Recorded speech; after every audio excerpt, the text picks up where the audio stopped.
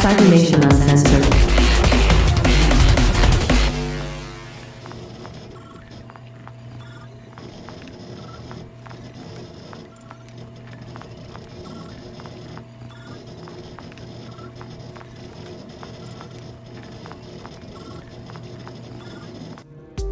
Good morning, everyone, or if you're on the other side of the world, like literally everyone else is who's involved on this stream, good evening. My name is Nigel. I'm going to be running your Blade Runner game as always this week, and before you are our players. I can't say Blade Runners anymore for reasons, but we'll get to know them in a bit, but usual disclaimers first. Our music and ambiance here is by Syrinscape. And if you are not a member yet, please do join the Cybernation Uncensored Discord, where we have this fun, where we will put up a casting call, where I personally am going to have another casting call after this game. So if you'd like to try and join. But for now, let's get to meet our players. Let's call them players. Starting with Torchleaf. Who are you and who are you playing? In case no one got to know. And I play Agent EV1-9.3 or Evie or Evelyn, I guess. Hey, you have a name. You're human now. Yeah, I got a real name, like a real girl. And yeah, we just found out some pretty heavy stuff last week. Oh, it's not over. Oh God. Shockman, you're next. Who? Shockman, you're next. Sorry. Okay. Hi guys, I'm Michael Shockman. I am playing formerly Lieutenant George Stone of the RDU. Now deeply confused, and it's not at all because the player couldn't keep track of things last week because he had a migraine that was blisteringly hard to deal with. But yeah, no, he's looking forward to meeting up with his teammates and kind of revealing some information about our late great former commanding officer and some theories and trying to see where things go from here. So I'm looking forward to seeing where things are going to go. Great. Echo. I'm Echo, Echo Jones. I was a human, fresh to the force, lots of memories that were real, and now it turns out I'm a synth, a replicant, and my memories are still real, but I can apparently take a bullet better than I thought, which makes me understand how invincible I was in the past. I was like, well, I'm taking a lot of damage here, but keep going. So we'll see what happens. At the moment, I am considering myself a real boy because I have real memories, and that's what separates me from those fake replicants over there. We'll see what happens. That's certainly a take. Kevin, our newest player. I'm a new player. My name is Captain or Riley, depending on who you are. I'm familiar with TTRPGs. I've been playing them for quite some time, but I am new to this system, and I am new to running Blade Runner as a narrative story, and so I'm excited to dive into it, and I'm going to be diving into it with a character named Jack. And Jack is a replicant working for the rebels, who is a bit prickly, but definitely has some redeeming qualities. And I will leave up some mystery to it, so I'll just end it there. Okay, then. So, as always, before we get started, this is a mature stream, which will be using some language and potentially showing some themes that are not appropriate for people under 18, because get your man's out the gutter, this ain't for you. Not that any teenager ever listens to that warning, but here we are. To get started, retirement is the word Blade Runners use to describe when they are going to put an end to a replicant. Retirement is the word Blade Runners use because it dehumanizes the replicant. It makes sure that everyone is aware that these are not people. These are products that were created, and now the old model is defunct and therefore being taken off the shelf. All that hinges on the fact that replicants are made in a lab like any other product, that they cannot breed, that they cannot be born. And our three Blade Runners in this group here have discovered for themselves that that may no longer be the case. Maybe one day, at some point in time, it was. For the longest time, it was. But now, with births being witnessed from replicants, with records showing you are being born, and all these things being put together, it begs the question, can they be considered human now? And if they are, have they always been human? And if they were, does retirement just become murder at this point? Last time we left all of you, you were separated from each other. Echo and Evie were on one section of the place, while sorry. Echo and Evie were in one section of the place, while George was in a lab. At this point, you've all discovered some things, which you can get back to once you have the word with each other. But somewhere in an undisclosed location, you imagine the camera frame panning over to a snowy area with a military bunker and underground fortress, with the text just reading redacted for the location. There's a group of replicants gearing up, or at least keeping their skills sharp. The bunker has everything that you need, at least as far as a soldier's concerned. You have food, you have a source of food, you've got a shooting range, you've got ammo, you even have a little factory that makes bullets. Custom made. Somewhere there, silently a conversation happens between Elle, your mysterious sniper terrorist, and some other replicant. The replicant nods at her, and he gets sent out. And it's at this point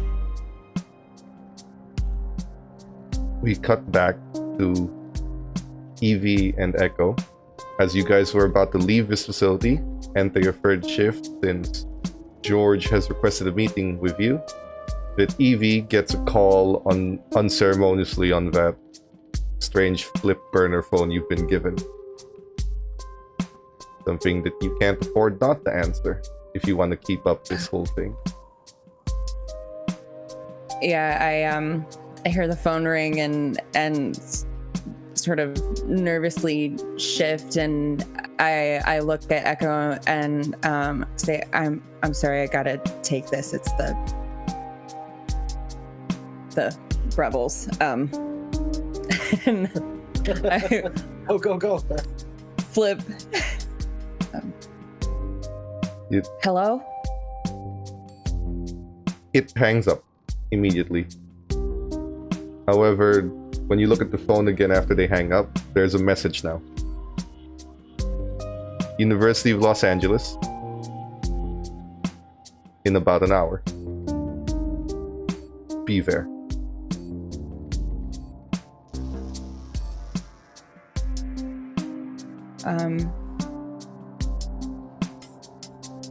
All right, I have a meeting, I guess, and I have to be there in an hour. I don't do. How far away is the meeting spot from where we are? You're outside from where you are. That hour is going to be spent on your travel. On the travel, okay. The other problem you have is you have an LAPD spinner on you as transportation.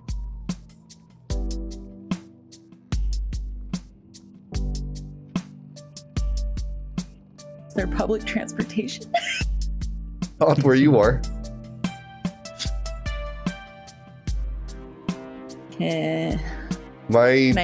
What I'm implying here is that I am gonna make you do a driving roll to make sure you can park it hidden. Oh no. I don't have anything in driving. The car does. Got a B. Okay. Yeah, so I'll say to Echo, okay, I can't meet with George. Are you gonna meet up with him? I'll take care of it. I'll keep you up to date. I'll send you Okay. notes. Tell us if you need anything. We're only a spinner away. What are you gonna tell him?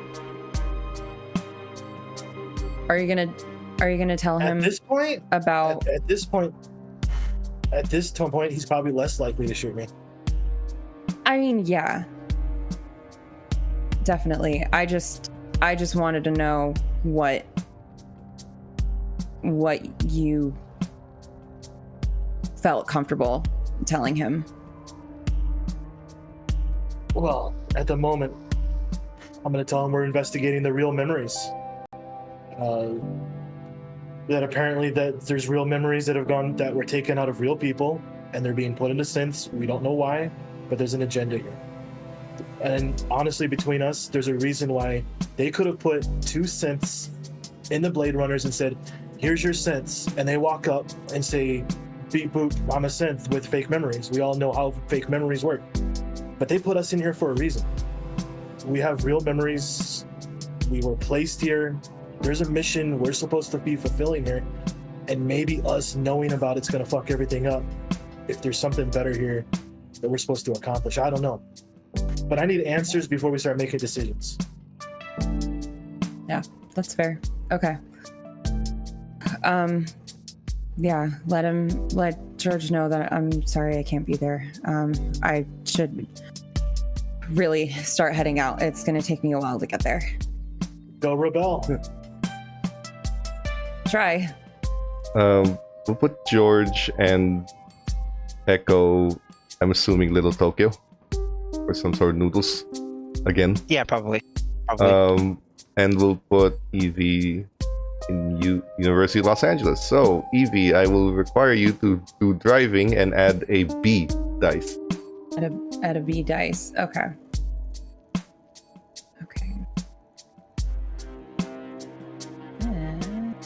This is essentially discrete driving, parking, and then walking, making sure that you come out of a place that makes sense why you come out of it.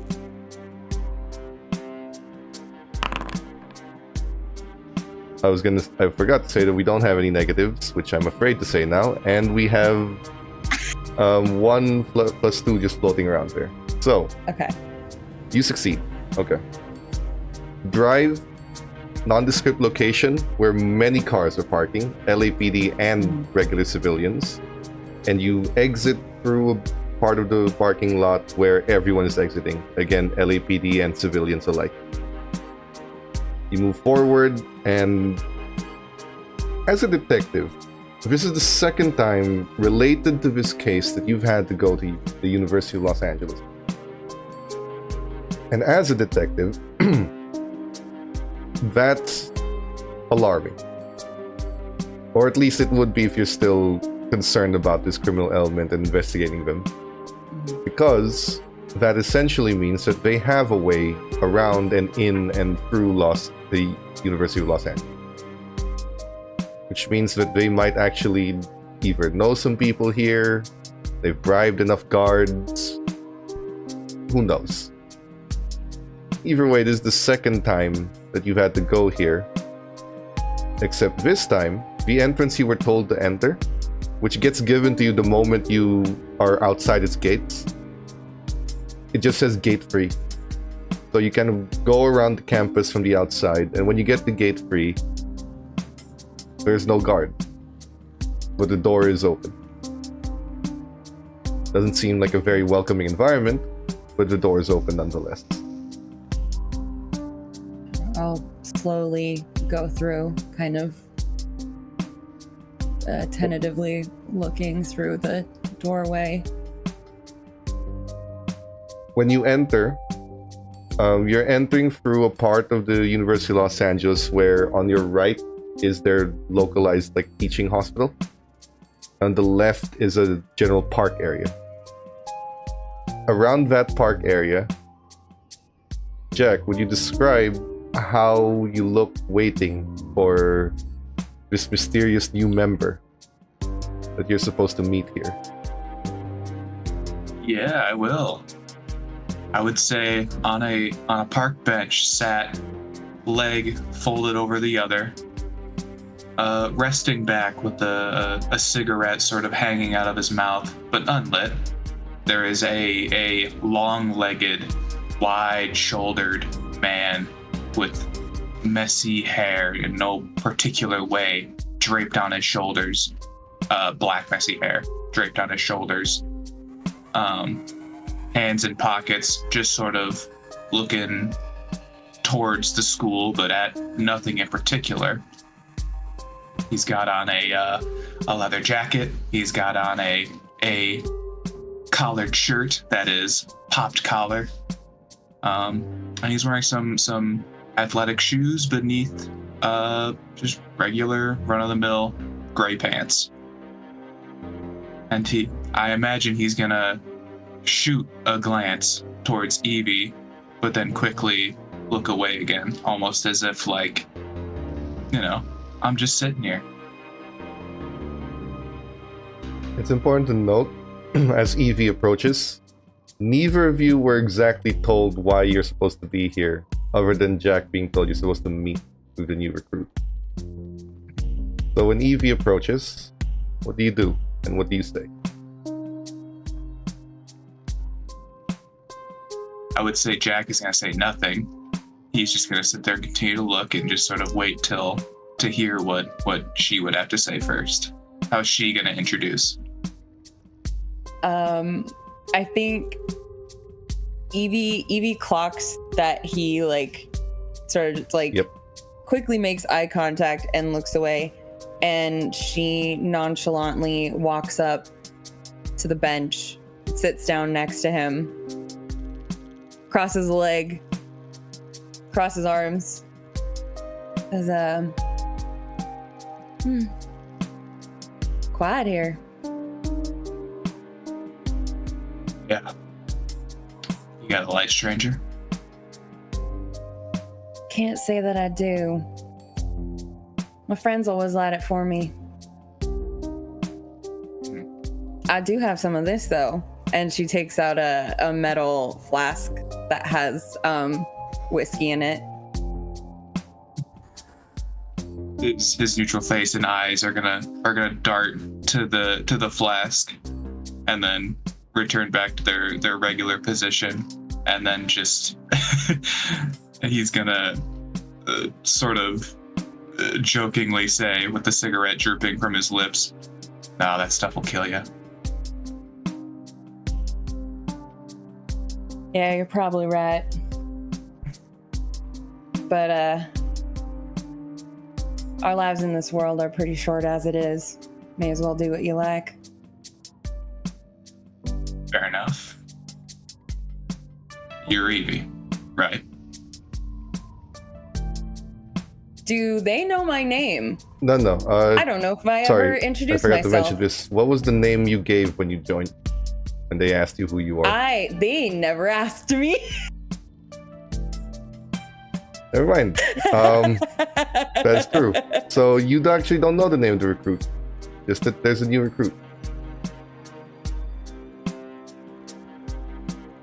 What's your name? Jane. Jane. Is that your given name? No. But it's the name that I'll give you. He's gonna reciprocate with a light smirk. He kind of liked that answer, but he's also gonna be a little upset that it's not straightforward. While this Fair. goes on, there is a man who sits down on the third slot of that bench next to both of you. And he just puts down this briefcase in between his leg and Jack's leg. And he just looks around. It's a nice day. It'd be a shame if something happened to it. Everyone deserves to enjoy a good day. Stands a few people. And he just sits for a bit, smokes, and then he stands up, leaving the briefcase behind. Jack is before he leaves, he's gonna say, "True that, friend." He just nods, walks away, and you have his briefcase. Which one of you would like to open it? Although it is on Jack's side. Jack, not having yet said his name, is gonna say, "Well, Jane, I feel like you should do the honors." Oh, me? Of course. Thank you. I didn't get your name though. Oh. What about John? You like John? John works. I like the alliteration. I do too. Very... friendly. Would Yeah, Jane like to open the briefcase? I'll open it. Why not? I'll try and do it as secretly as possible. I don't want to because there aren't really any people around, but I'm just being overly cautious. There are a few. It's still the there's a few hospital. people? Okay. It's still like the park in Right. front of the hospital, but there's not enough Okay. that's going to. There aren't so few of them that you'd look suspicious being here, but there aren't so many of them that they'd be able to see what you're doing. Jack, I assume would have picked a bench that overlooks the rest of the park, so no one can be behind you. Yeah. Okay. A little resting area. So there's a tree right behind you, so if anyone's looking, they'd have to literally go behind the bench itself. Okay. All right. But when you Then open it, Open it. Don't overthink it, Jane. the orders are simple. It's just call it a hit. It's a name, but it's also a very specific location and a very specific date. So, the name on it, the date on it is about 2 days from now, on the 28th. The time is around lunch. The location is about a few restaurants around City Hall, on those pop-up street vendors. The man is the current LAPD chief.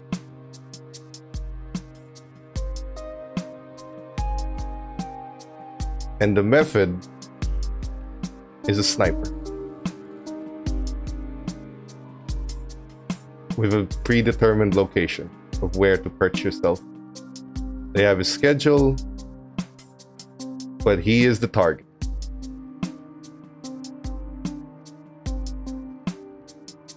Does it say anywhere why the guy's there?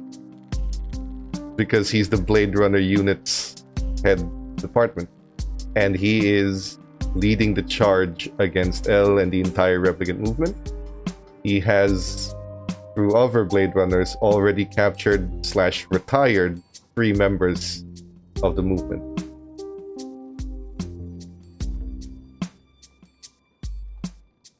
He needs to go. And the 2 of you need to do it. So Chief Brian Jack is gonna needs a bullet to his head. Oh, go ahead. Jack is gonna see the picture. I'm assuming there's a picture of the guy and Yep. then some coordinates or the map location, stuff like that. He's gonna say, "Oh hey, I've seen that guy in the news. I heard he's retired. 3 replicants on his own. How do you feel about that?"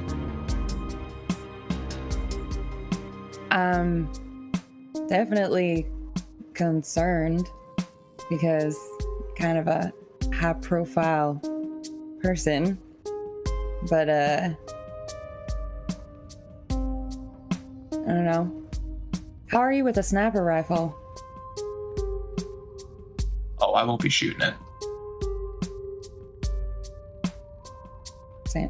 I am? Well, yeah. I'm not great with one either, but okay. It's easy. Line it up, squeeze the trigger. Simple as. It's what's after that's going to be difficult.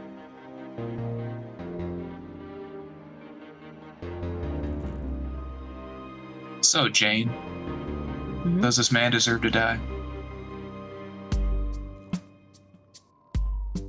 I don't really know if that's for me to say. You just have to follow orders, right? True that. But Do you think he deserves to die? I couldn't give much of a shit whether he deserves to die or not. All I know is he's a negative force. And if we're the ones to do it, well, so be it. Now, Jane, let's go do a little reconnaissance, don't you think? That'd probably be good.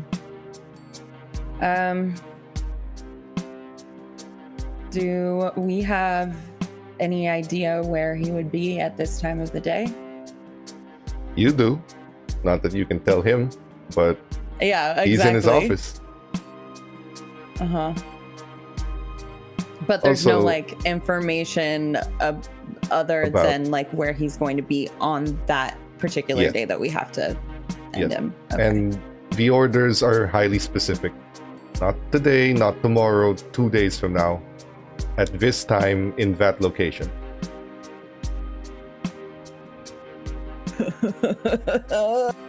Okay.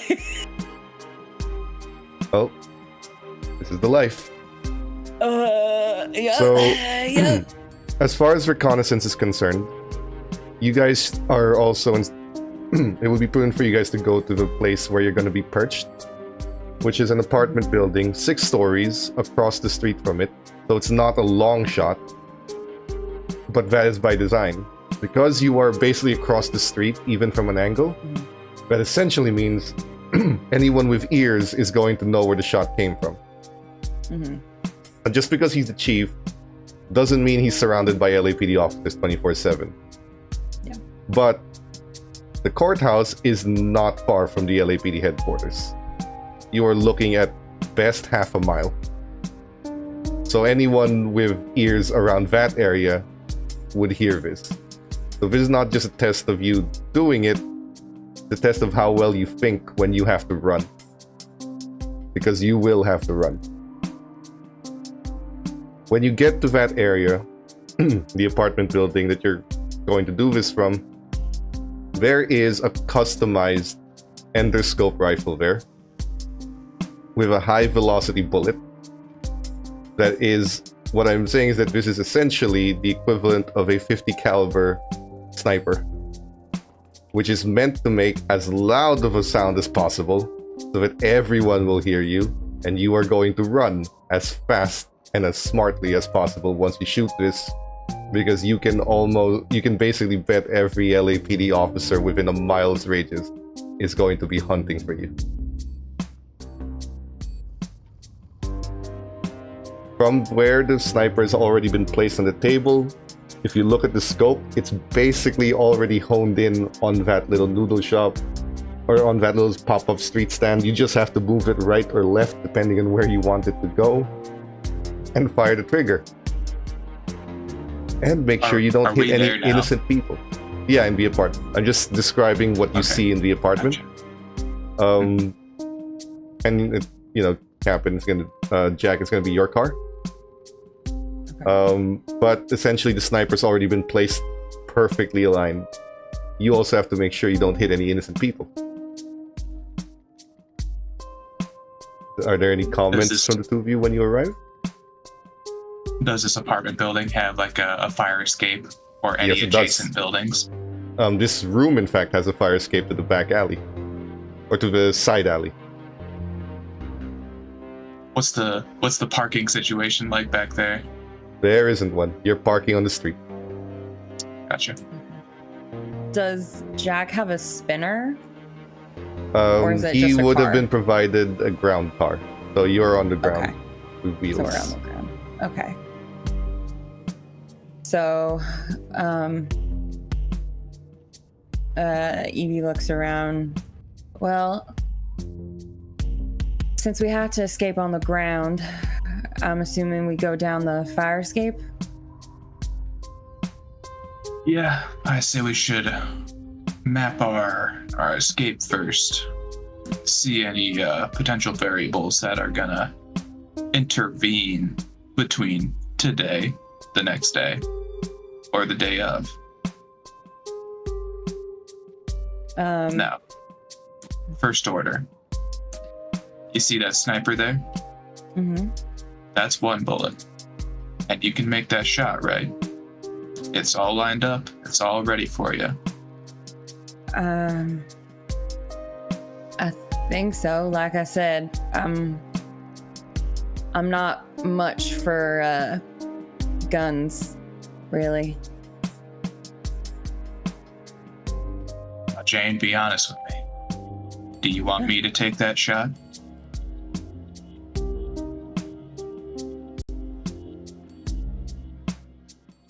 Potentially, but no, I should do it. I gotta prove myself, right? That's what this is. A test. Jack, I'm laughing, but Jack is gonna keep it pretty steel trap. And he's gonna say, if it helps you, think about it that way. Now, let's meet the tenants and look at the fire escape.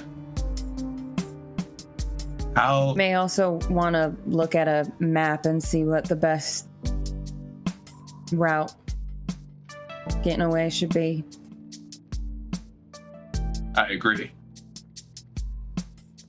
So, state of the building, the fire escape, and the route out.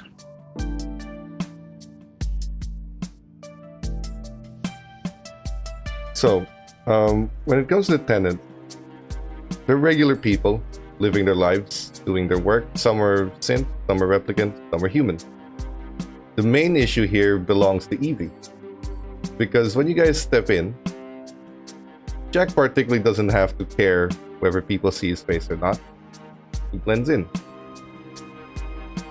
Evie, on the other hand, if they see your face, and they report a 911 call saying that the shot was fired from an apartment nearby, and they saw this woman, and they start describing you, that's gonna ring some bells to the LAPD. Because while they might not recognize Jack's face, they certainly will recognize the description of you.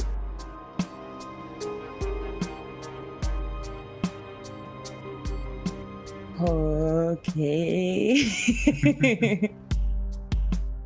So, Is Evie doing anything unique and trying to like be a bit more small to be not seen? Yeah, I wonder. Well, I might. right now it doesn't matter, but in 2 days, Okay. when that shot goes off, Yeah, you're gonna have to do something about it. So that's what you'll have to about think my on. appearance. Yeah. But for now, here's the other problem. Like Jack, you shouldn't have to care. Because you should be, to the LAPD, just another Nexus 8, causing trouble. So again, like Jack, he would be expecting, or you think he would be expecting you not to dress up or in any way, like not give a crap who sees your face. Because you have no reason to. So how you handle that will be up to you in 2 days. But for now, we're going to move the scene over to the noodle shop between George and Echo. Suspiciously, for George, no Evie. As soon as Echo comes in, he sees George in their usual booth in the very back, away from all of the cameras and everything. And he doesn't have a glass. he doesn't have 2 glasses. He has 3 glasses and a bottle, a 1-liter bottle of Johnny Walker Black that I will pay a chinion for if I need to have that. And he's just like, Echo can probably tell that he's had a few, and he does not a lot phases George. He looks shook. And he'll just kind of look up. He'll just kind of look up and be like, "Yeah, this is at Chang's Noodle Shop and Whiskey Bar." I was gonna say I was hoping we went to the Panda Express's bar combo. No, it was Chang's Noodle Shop and Whiskey Bar. Thanks. All right, I'm gonna walk in. I see this is going on. I'm gonna pull out my flask, and as I sit down and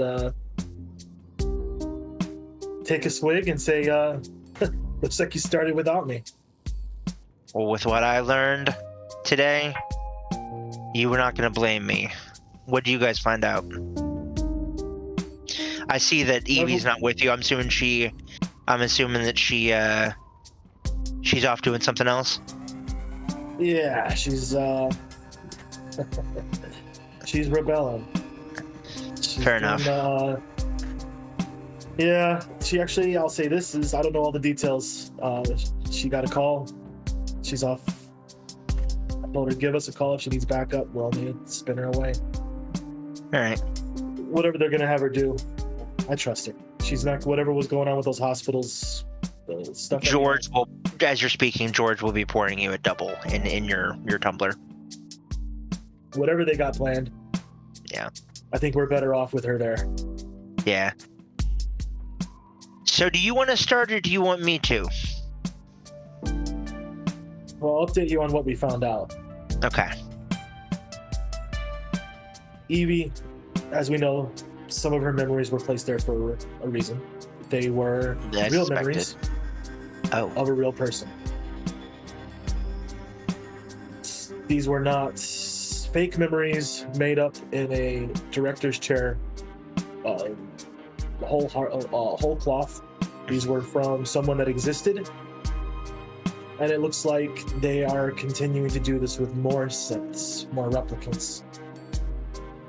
They're taking memories from real people, putting them into the replicants, and the replicants either think that those are fake memories, the real memories, or they don't notice it all. They don't notice it all. Notice it all, and they think they're just a real person. But either way, something's going on for a reason.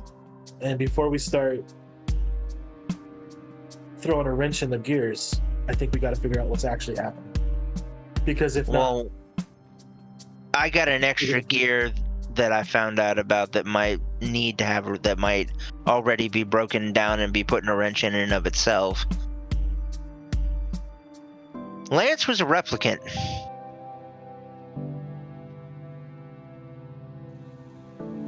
He originally, the original him, who I did not know, was sent to kill some out-of-character DM. He was sent to kill a baby. To retire a baby. That's right. Yeah, he was sent to kill a baby, refused to do it, and then, from all I can gather, they brought him to a facility that I went to go and check out, and retired him, the living human him, and put a replacement, as you put it, synth in his place with all the same memories, all the same everything, all the same aging, and they just put him in and let him continue living the life. And did he know? He had no idea, from what I can tell. I worked with the man for close to 5 years. He had no idea. That's the kind of thing I think he would have probably confided in me at least once when we were having drinks. Lord knows the man drank enough. And funny to mention that it was around that time that he started drinking when the new version came back. Probably something that they added into his a trait that they might have genetically added in when they reprogrammed him. I don't even understand. Are they scanning people's brains? And is Lance still out there on a hard drive someplace? I don't know. Maybe.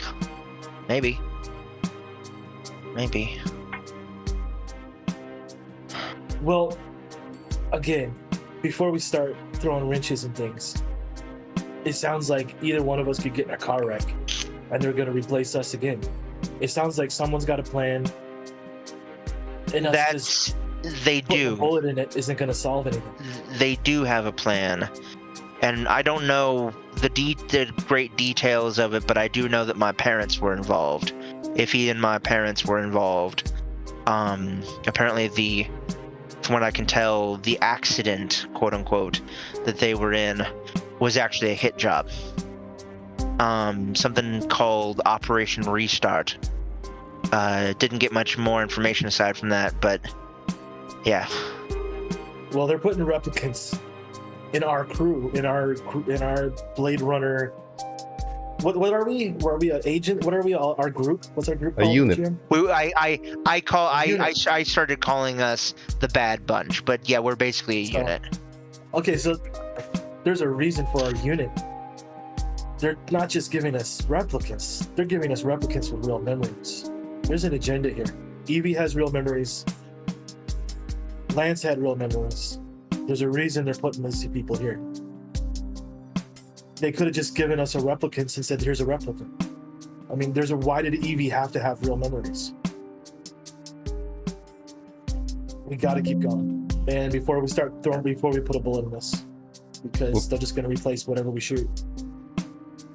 Yeah. I bet. So at this point, I imagine that Chang brings out the noodles. He says, "You like teriyaki, right, Echo?" Not too sweet.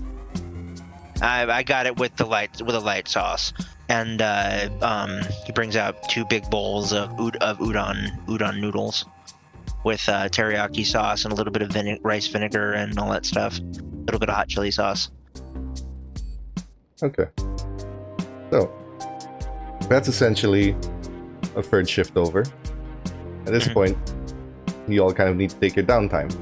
However, before all that happens, Evie, you're getting called to the LAPD. Just you. This is after, to be fair, when you split off with Jack, probably agreeing to meet back here, check again, like you said, the variables today, tomorrow, and particularly the next day, see what's constant. Okay. So, after you split off and he flies, I assume like you decline to let him drive you home. Yeah. You get the call. Quite hungry. Let's go out. Oh no. Nah, I'm so full. I couldn't eat another bite.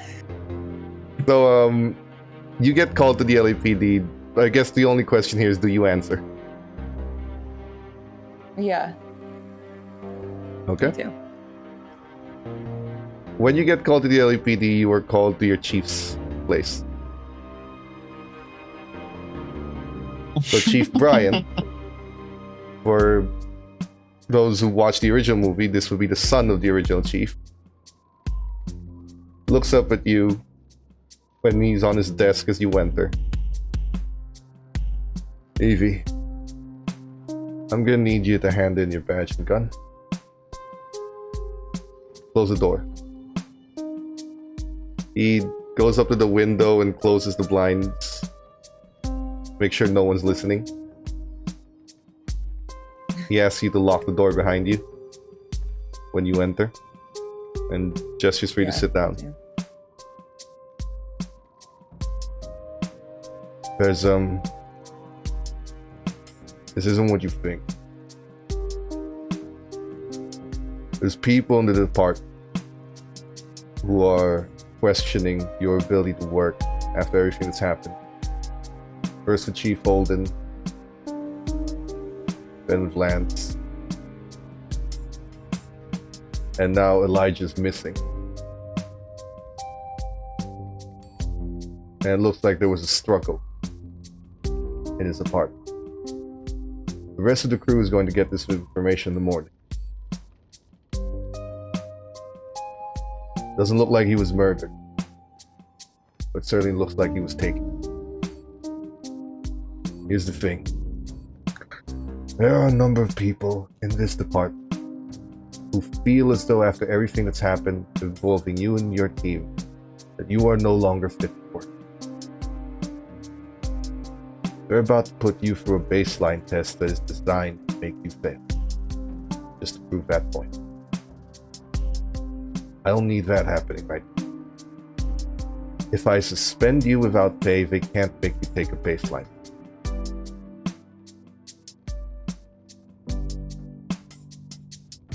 But that doesn't mean...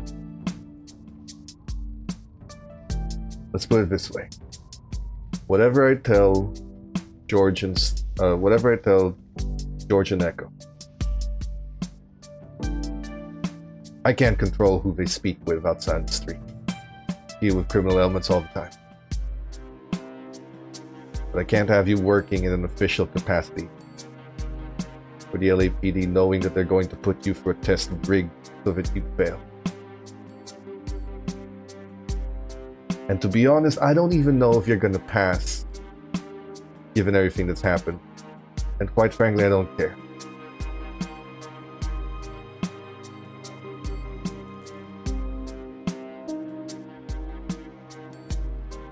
I need and I want you on this case.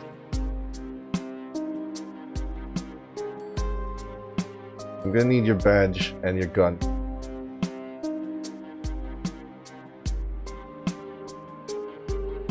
But maybe you forgot your service arm at home, and you can deliver it back to me whenever.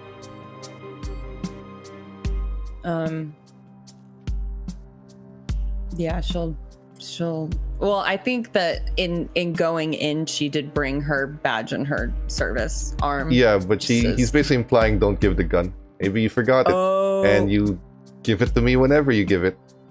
Got it. You know, I can't control it. Synths can be forgetful. Yeah, Evie will take out her badge and place it on the desk. He takes the badge, then looks at you. There's a lot of things happening right now in the city. And a lot of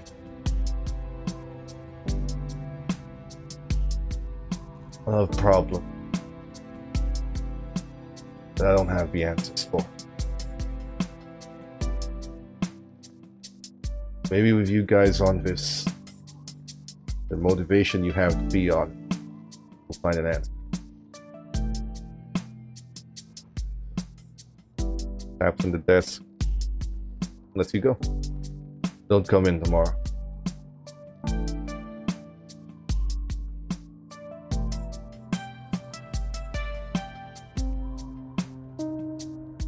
He lets you leave the call. I'm still sitting. Evie is like, the chief can see that there are tears like welling up in her eyes, and he probably thinks that it's because of not being a Blade Runner anymore, but it's which brings me to my next point. Yeah. I'd like you to roll insight and treat this like it is a baseline test, because you need to not show that you're feeling anything. Okay. Wow, you are cold. So the tears may be welling up, but you are able to cover it up. Like, you are able to make this entire scenario seem like, you know, you were made to be a Blade Runner. You don't know what you are without it. So it's kind of, you get lost in it a bit. But when you leave, or when you're about to exit his office, unless there's something you're going to say while you're seated.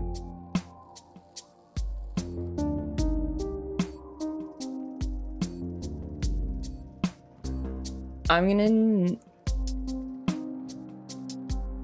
going to say the case number of the one that or one of the case numbers of the infants, the replicant infants being retired. He looks to you. him. What's that? Old case?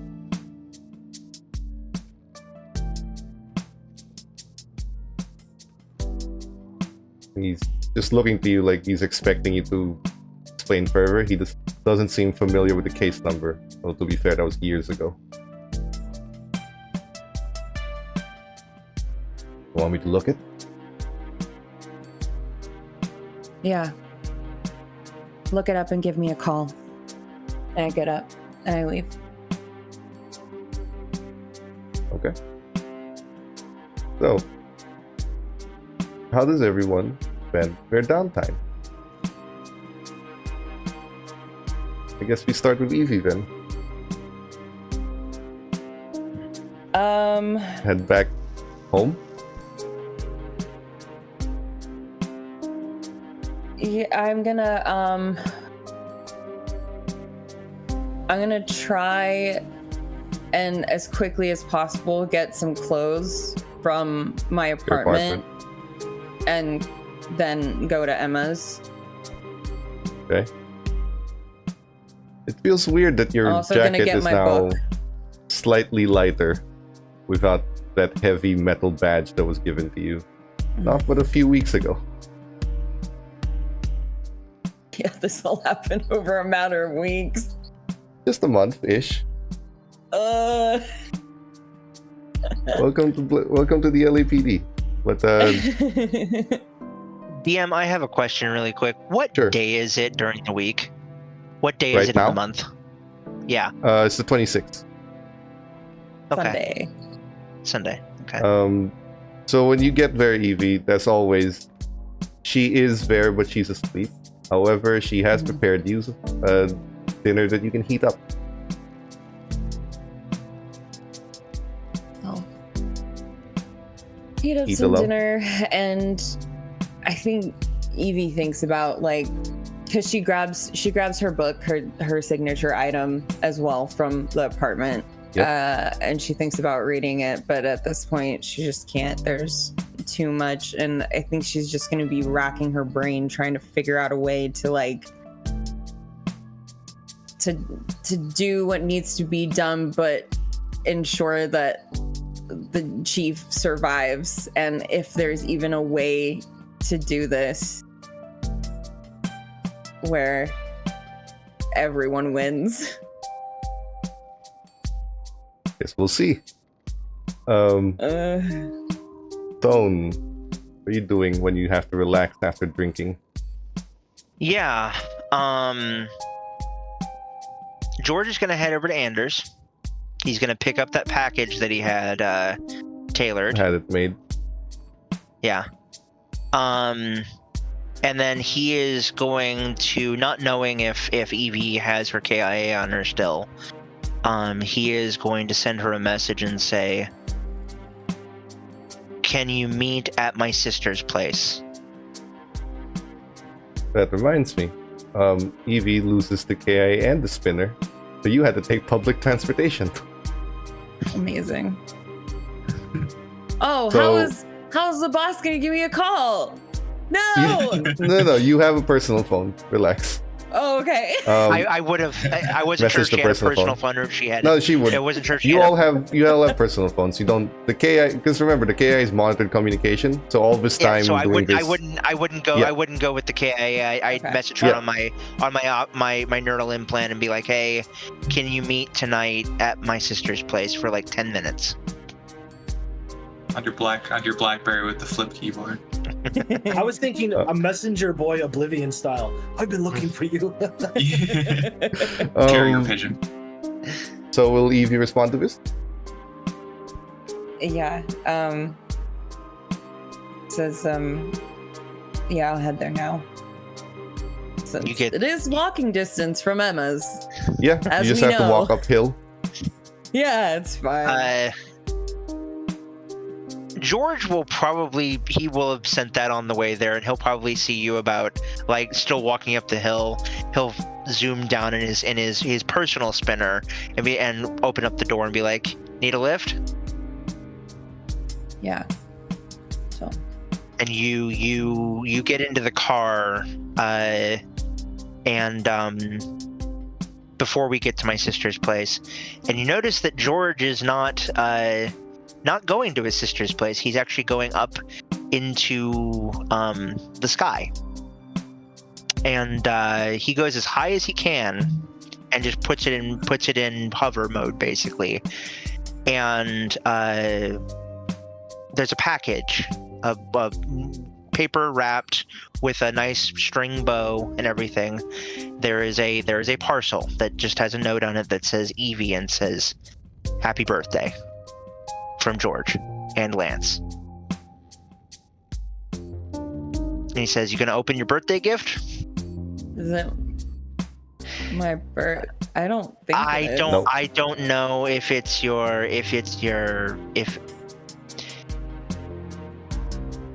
I kind of consider your joining our crew as being, to me at least, your birthday, because I don't know if I didn't know if you wanted to do it, but I didn't want to give anything away. And today's the day a month ago that you joined our team, and I wanted to do something nice. Thanks. It'll you be open a it? good going away present. We're still a team. Oh, do you know? He doesn't. No, Or- he's obliviously saying we're still a team. Oh, we're still a team. Yeah. George, I was just fired. Okay. Doesn't change the way I see you.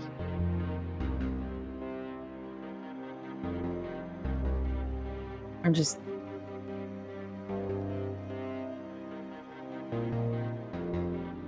As you're looking, I'm just your not head in a very jovial mood, I guess. as your head is in your hands, the clouds part as we're up here, and you can see the sunset for like the first time since the last time when we got to watch it at the restaurant. And he says, "Go ahead and open your gift." She opens it. You open it up, and inside is a perfectly tailored to you. It is Lance's trench coat, but it has been perfectly tailored to you and has a intricately stitched onto the back rampant Eastern style thing of a snow leopard.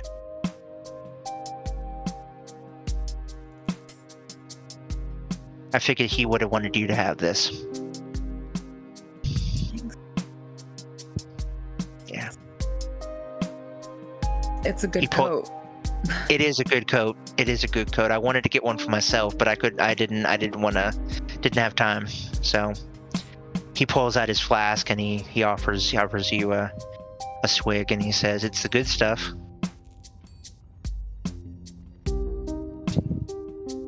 Evie, I will need another insight roll, and because of how many things are piling up, I need you to do it with disadvantage. That's honestly fair. I've been dying over here just thinking like, we're gonna kill this boss. It's gonna be so good. It's gonna be simple. And Evie just having the worst day ever. Having an existential Okay. crisis. I'm gonna push it. Okay. You're hanging in there.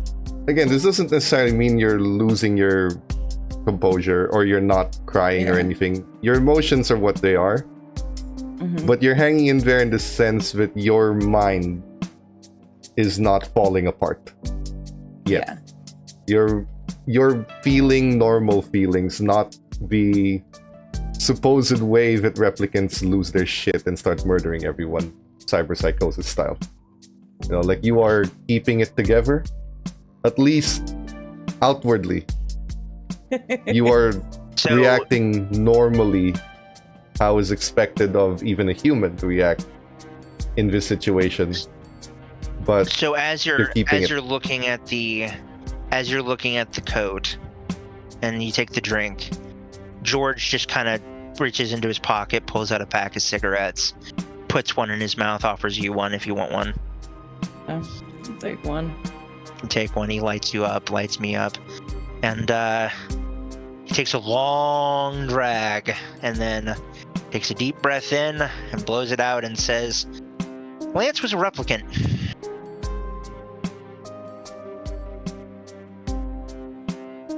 Specifically a replacement replicant. And then he looks over to you and he, for the first time, he's like, are you okay? Please make No. another insight roll with another disadvantage. Oh, I'm not okay. This is the worst day ever. Still hanging George on by just- Fred. Yeah. It's still there But- by a Fred. No, like when he says, "Are you okay?" I think Evie though, like just in everything, like she's still barely keeping it together, but just goes, "No, I'm not okay." Okay. George physically looks startled by that, which, considering the size of George, is something. George will just kind of look and say, talk to me, Goose. What's going on?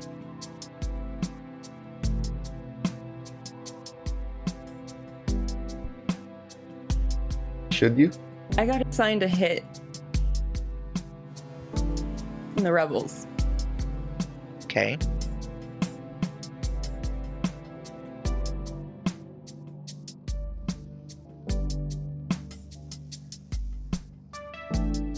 The chief. Okay. George is cold across the face. He fired me because there are people in the department who were going to put me up for a baseline test that I would fail no matter what. And he's trying to save me from it. And I have to either kill him in 2 days, or my entire cover with the rebels is blown and I'm probably going to be killed by this giant fucking gang goon named Jack. So, John. oh right, John. his name is John. Yeah. Mrs. and Mr. Doe. George will kind of take off his glasses and fold them up and put them in the dash and be like, how are you supposed to kill the chief? Sniper rifle. George's eye cocks, and there's a, let me guess, donut stand, 35th and Pine, 12 noon. Not donuts. Because it's roughly. it's Department Donut Day in 2 days, and that's where he always goes. It's fair. He's gonna have a Boston cream. They have the best Bavarian creams and the best jelly fields Yeah. in the city, or at least that's what the chief says. George kind of looks to you and takes a long drag off of his cigarette. Rolls down the window high up here in the air. Takes a long look out at the sunset.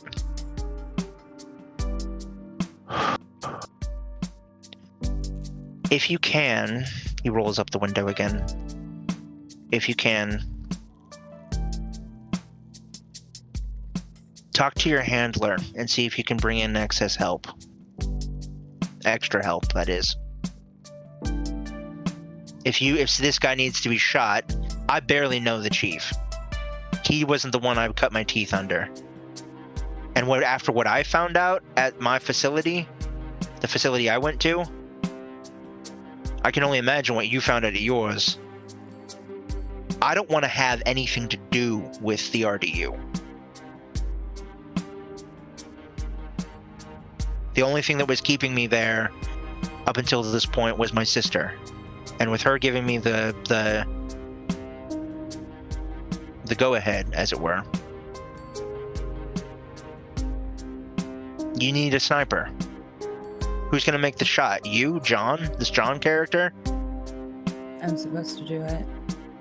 Or when you say the outside help, what are you talking about? You? Bring They're in gonna trust me! you. They're not gonna trust you. You're a human.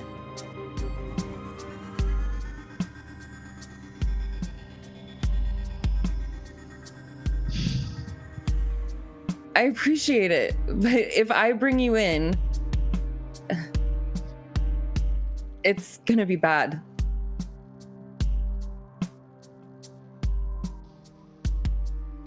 The things we've done, the things I've done, a little bit of a beating, maybe a bullet in the leg or two. It's karma. And if I Afraid can of help, them beating you up, George. what was that? I didn't hear you on the thing. Oh, I'm not afraid of them beating you up. That's not what I'm afraid of. You have someone to live for. You have to.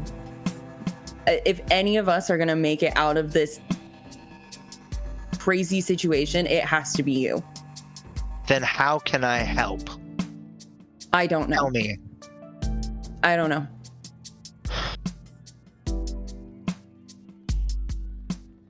I don't know if you can.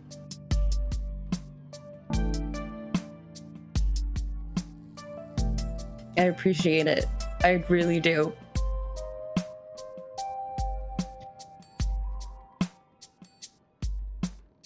But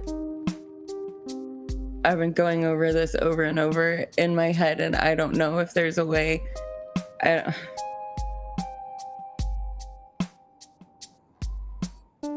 I think I have to do it.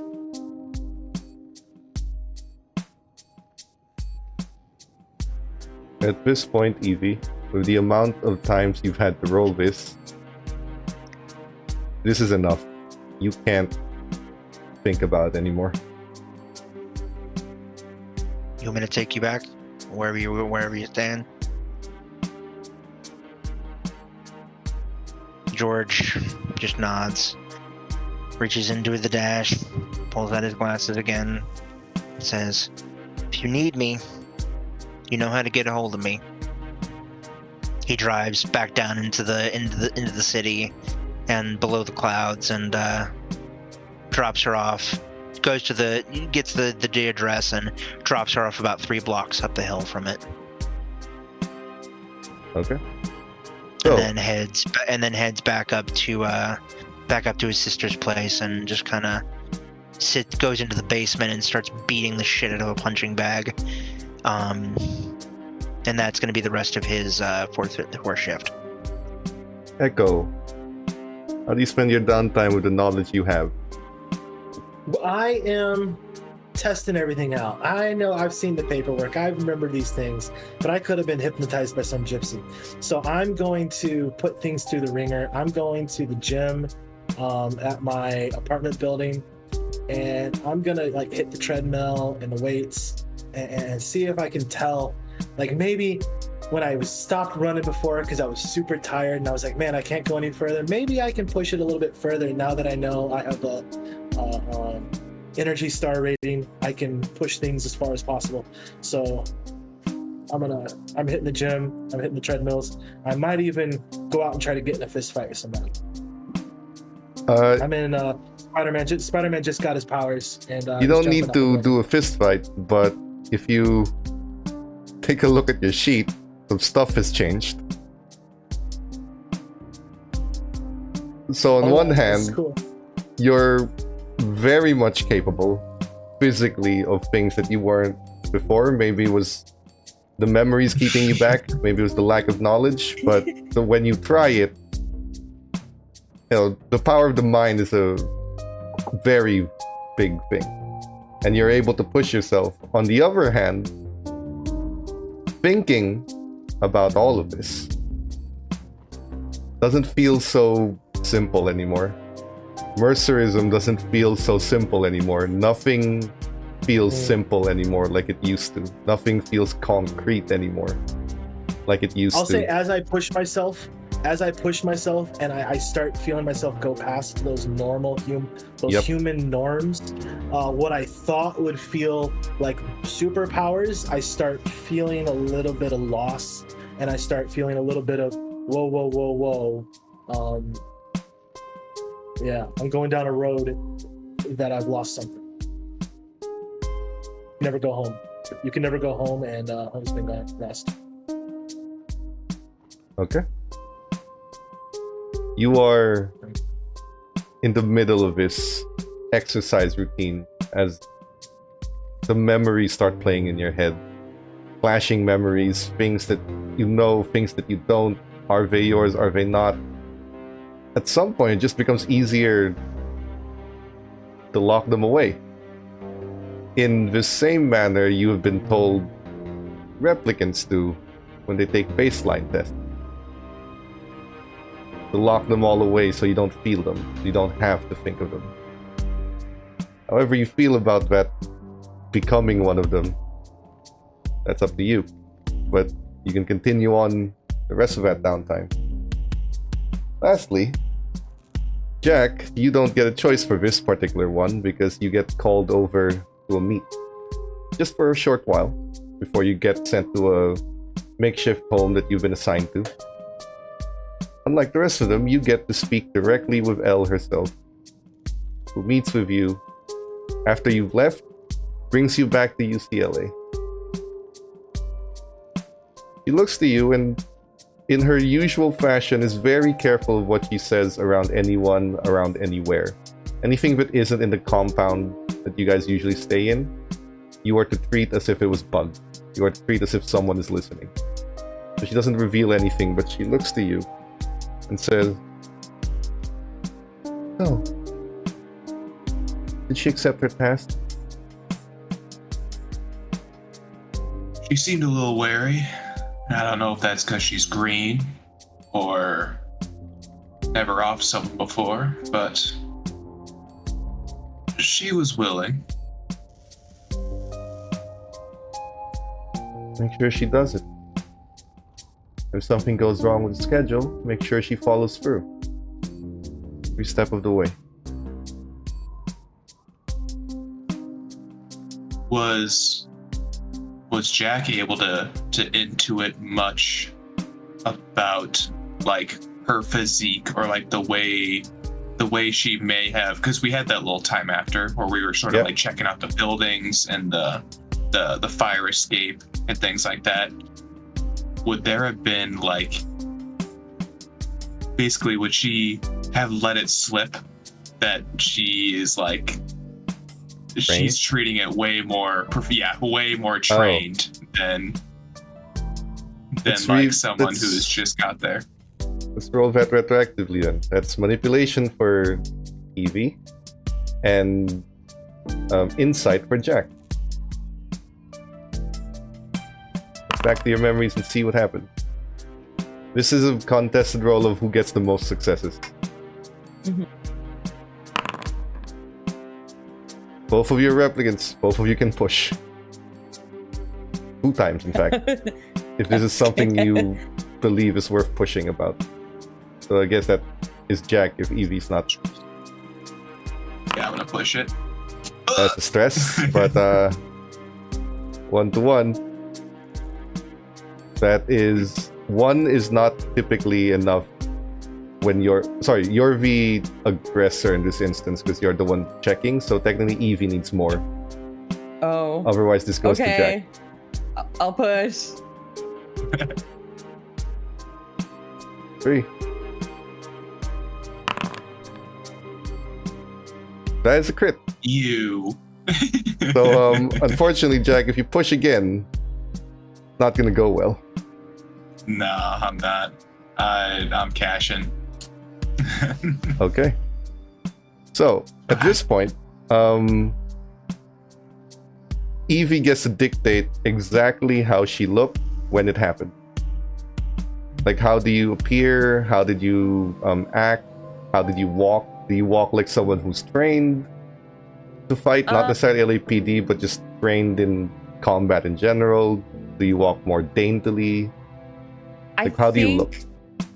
I think she, because the sort of, I guess, vibe or presence that she kind of had in San Diego and with the rest of the rebels that she met is like definitely, there's like a swagger, there's like a confidence, maybe cocky a little bit.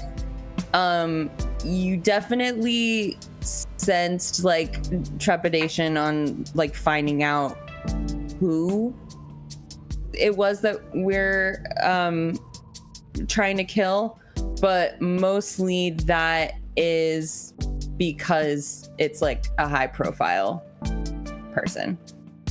Yeah, and you're not used to eyes on you for that. Exactly. You know, like maybe killing someone out of self-defense, like someone who's being an asshole, sure, but yeah, just like a big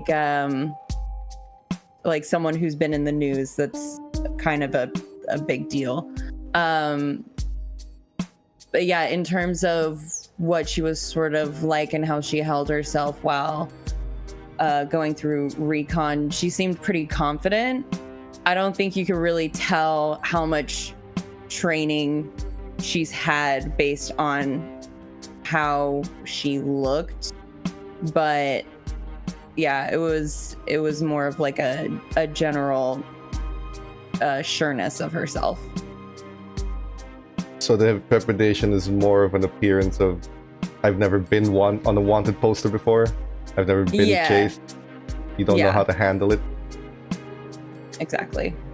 That's as much as Jack picked up. Yeah, and I would relay that to Hal, and then it's there's something about her. I don't think she gave me her right name, and I didn't give her my right name either. But so she's at least smart. Yeah, it uneases me, but I'll keep my eye on her. Good. He drops off a bag. Inside that bag and on your sheet, in the inventory tab, I believe, you can add 3 Chinian in case you need anything. Ooh. Just being given to you as pocket money for whatever needs to be done. She just tells you to keep at it, but she keeps the conversation short and leaves. And you are given an apartment. A little further away, you'll be living in Chinatown for a bit. So, with that, since everyone's downtime is over, if you have any stress that you've received that wasn't from the downtime activity, you may recover that stress. Okay. If you have any injuries, you may also recover. Oh. Yes? Sorry. I was just looking in the inventory and I realized that I had 15 humanity points. Could I use part of my my 4th shift to up one of my skills? Oh, that's free. So, yes. That's free? I can just do that at any time? As long as it's humanity, yes. Specialties the ones you have to train in. So... they're all gone now. You can take them all out and then increase the skill you'd like to increase. That's about a B to A, I believe, if you take them all. But... okay. You go to sleep. You rest. The next day, Stone and Jones are asked to the chief's office. Will you go?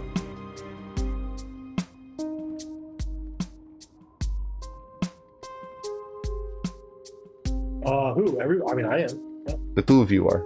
Will you go? Yeah. Stone. Stone will go. Stone will go. Okay. So the chief calls you, and on that day, he asks you to close the door again, and very carefully scans his own office with a little bug detector before basically telling you both to stay quiet. He's scanning his office, he closes his blinds, and he looks at the two of you. Here's the deal. I don't know who to drop. I don't know who to trust in this department.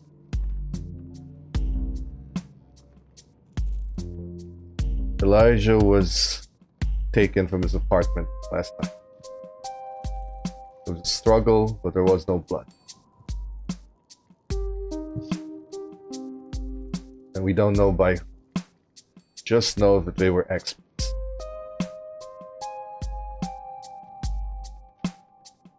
There's reason to believe that there's a leak in this department.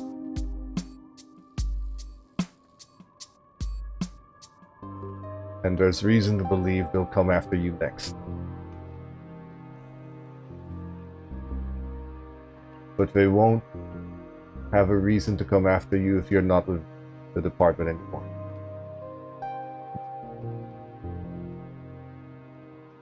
This is So you're only asking supposed to us be to for you. resign? No. I need to fire you. Make a point. If I get rid of you, they stop looking into you. If you resign, they're going to think that it's some sort of undercover job. And they might still come after you. What are you talking about? Come after us? We can handle it. If it's an investigation, we've done nothing wrong. If it's guns, that's nothing new. Me and Stone are in the same building. We'll bunk up. We'll get in the same. We'll put a chair against the doorknob and sleep in the chair with a shotgun Against people who are willing to destroy a building? And if they blow up the foundation from under you while you're asleep? He's got a point, Echo. He's got a point. I'm not telling you to drop your investigation. And I'm not telling you the resources aren't available to you. Chief, let me ask you one question. You want justice for Lance, for Holden, for everybody. And you said, when you sent us on this mission, that we were to do whatever we needed to do to bring justice to those people. Is that still the Not- case? Are you willing to do the same? He looks to you, and he opens up his button-up and shows you that he's recently been shot and has a gauze pad over it. 3 times in the abdomen. Do you think?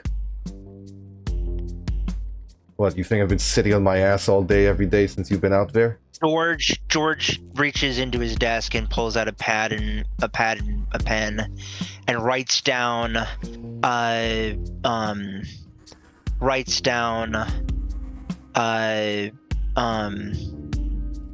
actually, no, he wouldn't do that. Never mind. I retract that. Yeah. He just kind of looks at the chief and says, "Let me ask you in a different way. How far are you willing to go? Are you willing to do what is needed to bring justice to the fallen and to right the wrongs that have been done by these fucking people?" He's very, very specifically being ambiguous as to who he's talking about when he's getting angry. He looks to you, buttons himself up, composes himself.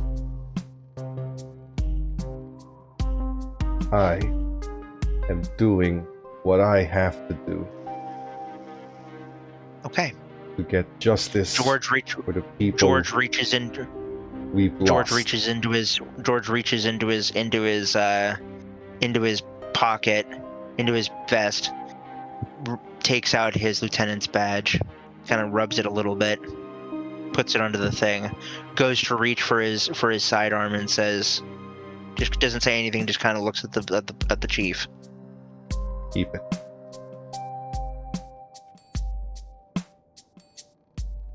George will kind of put his hands behind his head and go over to the door and just kind of lean up against the door frame and say, "Echo, put in your badge." I'll take it out. It's still shiny. The leather, when you bend it open, it still has that. You can tell it doesn't even have that crease in it. The leather still just tries to go straight like it was in the original packaging.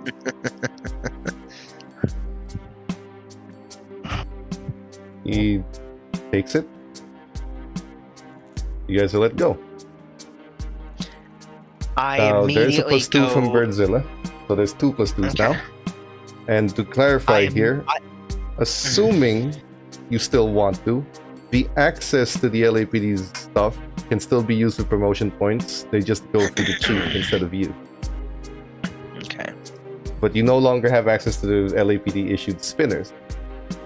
I gotcha. Well, I didn't come here on an LAPD spinner. I came in here on my own spinner. Helps to have a rich family. So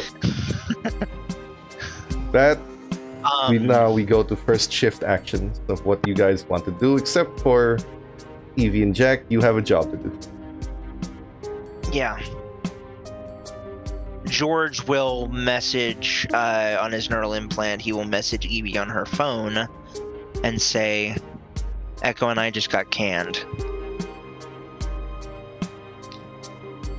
If you need me, you know how to get a hold of me." And it shows just a finger, like an index finger, pulling like this, looking like it's itchy. There's a message almost at the same time that's sent to Evie from the chief. "Let go of the other 2. You're all in danger. If you're continuing, be careful."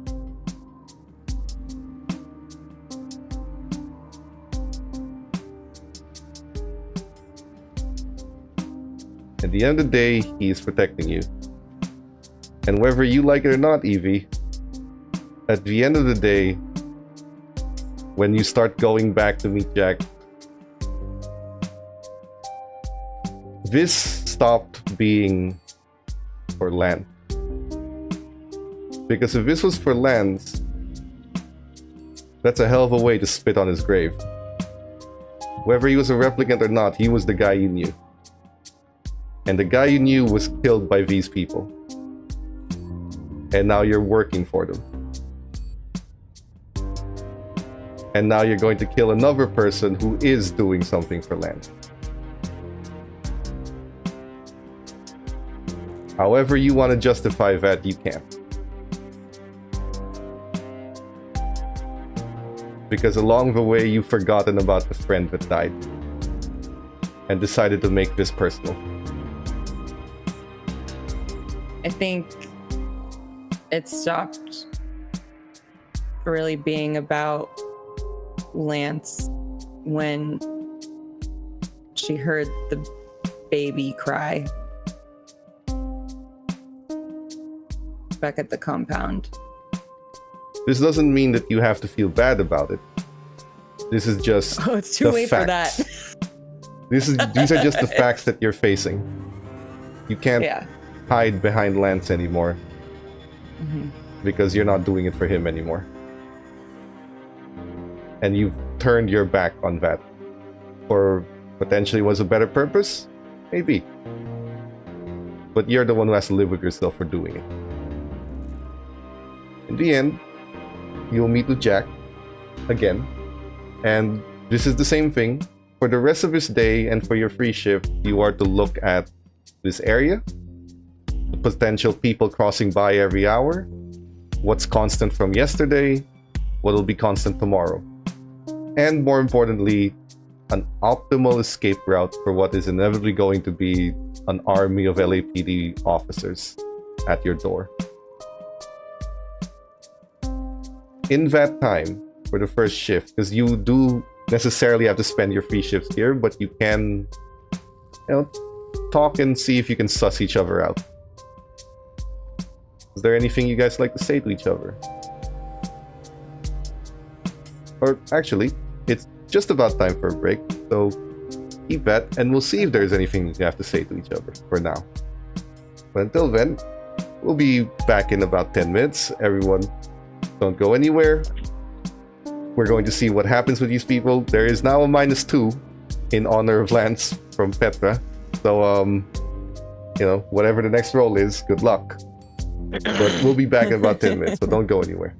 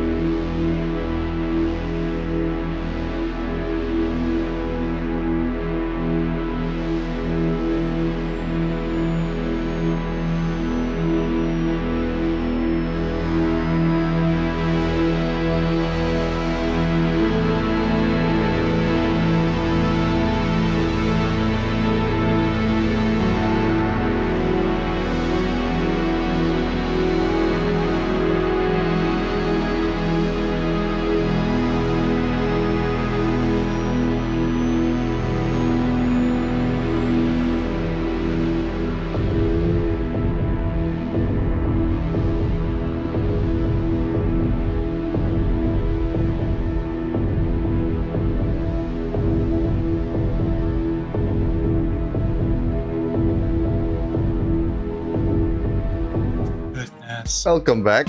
For those who missed it, I probably shouldn't have given the chat a smoking gun, but I did. One of the fact that some people are spending their hard-earned money on this, Chunky Burb, has requested a negative plot point on Stone specifically, and Visible Junkie has requested a positive plot point, apparently to Evie, which. Okay, we'll play this out then, as it plays out. For the day, let's start with, again, John and Jane. You're scouting the place, the rifle's there, everything is set.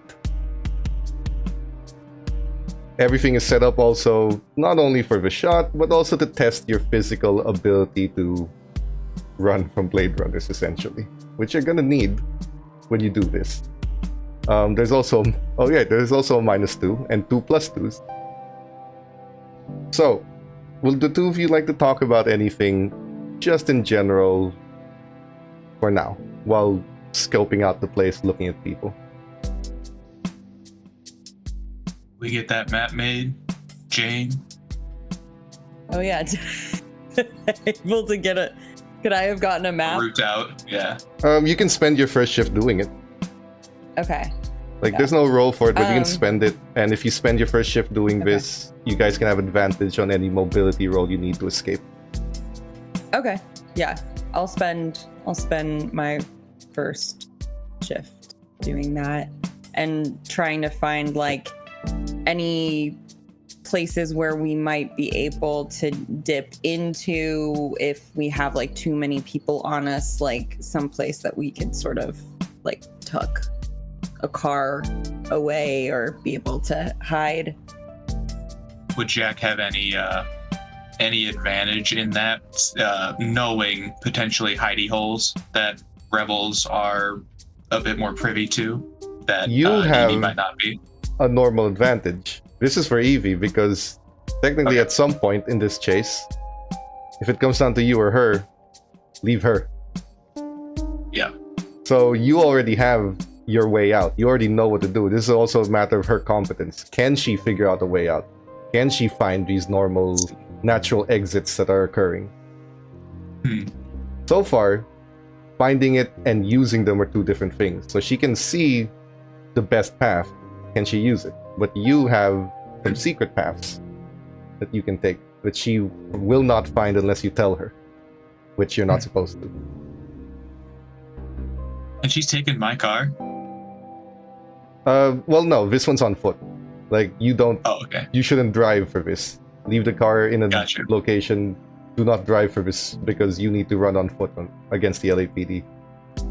Got you. Okay.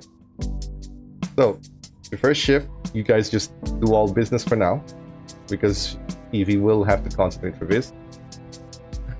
I suppose that's George and Echo.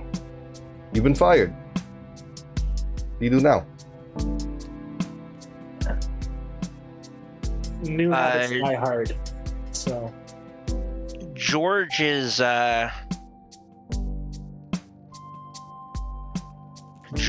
actually going to look to Echo and be like, you want to have lunch with me and my sister? honestly, I've been at this since the academy. This is my first vacation. I got so much momentum build up. I just want to keep going. I mean, in my mind, I just want to camp out. Humor me. In my mind, I just want to camp out in front of the university where we saw Elle. I want to go back and watch the station. I feel like there's somebody we should be watching, but let's go get lunch. Yeah, we can't think properly on an empty stomach. And George will get in his private spinner and will fly over to his sister's, and we'll walk in and say, Sis, you home? I'm here. And he'll It's say, a surprise. It's very early. Yeah, and George will kind of look back to Echo and kind of give the sign to kind of keep things quiet, which I imagine we probably have worked out in the past. And he'll be like, "Yeah, I decided to take today off, sis. Tell me, do you mind making some brunch? I figure it's been a while since we've just had time to kind of sit and talk and have company over. I figure it might be nice." Oh, no, absolutely. Just give me 30 minutes. I'll make something. Do you want us to come up to you, or do you? Is she in her wheelchair, or is she on her crutches, Nope, or what have you? she's on her crutches, but she only has Okay. one now. Gotcha. Perfectly fine. Don't worry about it. I've been able to handle a lot of things. I'm gonna.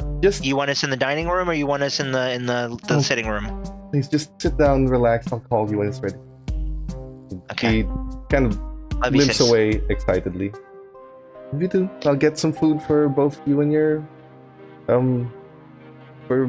partner. Thanks.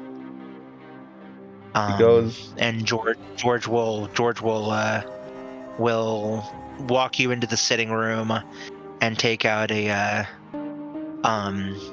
couple of tumblers and go over to the whiskey tray, and will not pull out the whiskey. He'll actually pull out the Applejack, which is one of his dad's favorite things, and it is 30-year-old Applejack. It's apple brandy, and he will pour a single measure into each of the glasses and hand it to you and say, "Savor this shit. You can't find it anymore."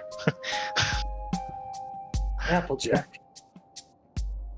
She I'm trying to remember how that's made. I'm gonna swirl it around the glass and out of the table and in character. I'm trying to remember. Don't they freeze it or something? They do. They make apple That's what it cider. was. They make apple cider. They freeze it, and then they take the frozen alcohol off, and they distill it. I'll swirl it around and I'll take a swig. Very nice. She prepares you.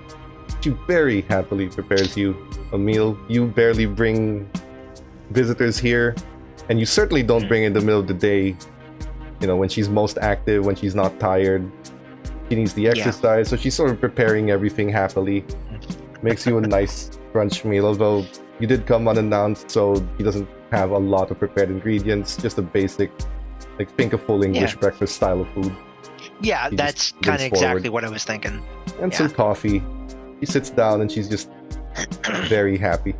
Like, you know, you're bringing people over, it's the middle of the day, you're getting a lot more free time. She doesn't know what's going on. She knows there's some danger afoot, but she's okay nonetheless. Like, she sees you making friends, making connections, bringing them here, makes her happy. George will just, after about halfway through his meal, he'll just kind of put his plate down and go over to her and just hug her tightly, and then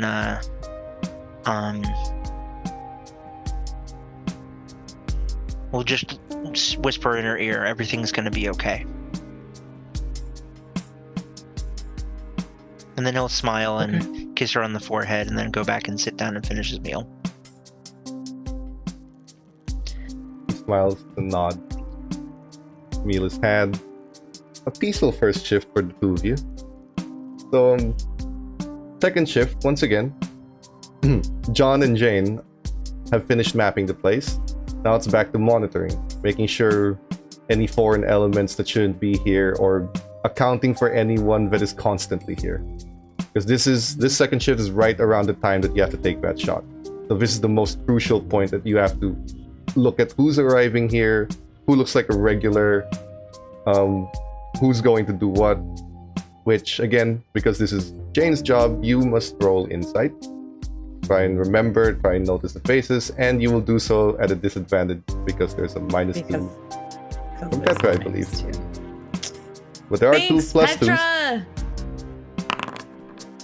According to the chat, this is for betraying Lance. So, 1 success with a push. Okay. Prove at disadvantage. You take a look, and it's a bit chaotic. The street that you're in from City Hall in front of all of these people, there's a number of important people here. There's a number of important people you do not want to strike by accident. And this is the busiest time in the street. So this shot, which is already difficult for you, you're not trained in sniping. You just have good eye and hand-eye coordination, but you're not trained with a gun specifically. It's a difficult shot. You get some bonuses, but it is still hard. However, you can remember the faces of the people going here. You can remember the faces of the people moving about. You can remember all of this. It's just difficult. Not least of all because of who you're going to shoot. Once you've gotten once you've gotten an eye for the people around here, will you and Jack be exchanging anything? Any kind of conversation? Yeah, I may think happen. while waiting and just sort of like watching everything, Evie or Jane sort of like, because I imagine she's like looking through the scope at everything. So like while she's looking, she'll just say, so how long have you been traveling with them, or been with the rebel? I don't know, what do you call yourselves? You can just say the movement. I've been with the movement for about 4 years.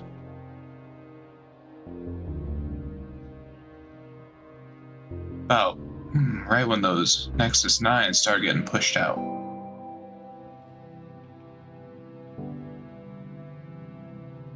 What do you think about that? A Nexus 9?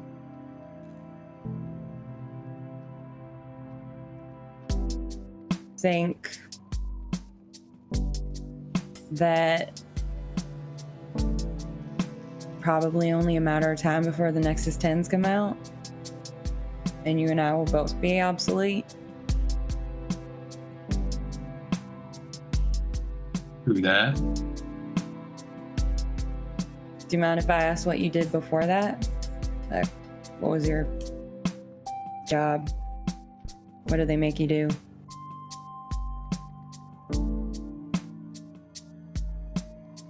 Jack is gonna... I would say he still has a dry cigarette, not lit, just hanging out of his mouth, just almost as like a comfort thing. And he's gonna shift it from one side to the other as he thinks about whether or not he should tell this person who potentially in a day they're never gonna see again, or anything like that. And eventually he's gonna decide, fuck it, what's the harm? And he's gonna say, I was a doll. Not one for pleasuring folks, one's for beating other folks. I was hired. He's gonna say with like a... I was made to function as a fighter in a pit so dark that you couldn't see nearly 5 feet in front of you while the crowds would scream at you for blood. And I would fight other replicants. Some other wealthy's lapdog. And I'd knock him out, kill him. Worse, I'd be forced to. Because if I didn't, I was beat, tortured, isolated, sensory deprived, whatever. For months, I did that until I didn't. And now I'm here. And I've been here ever since. How about you? What did you do? Oh, someone left. Oh. It's fine. I think We'll do Echo a dropped. slight pause. The overlay. Keep going. No! I'll figure this out. What did you do, Jane?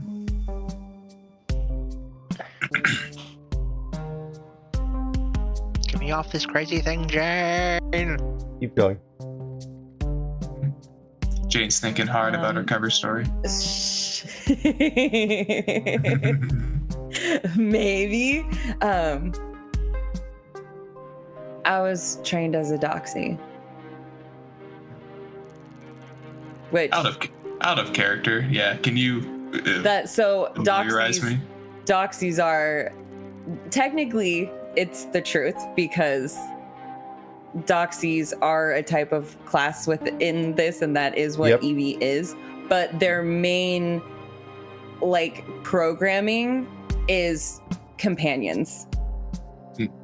They just used a lot of the empathy, the insight, the manipulation side of that as the doxy protocol for Blade Runners, but it's originally used for companion replicants. What would a typical doxy job be?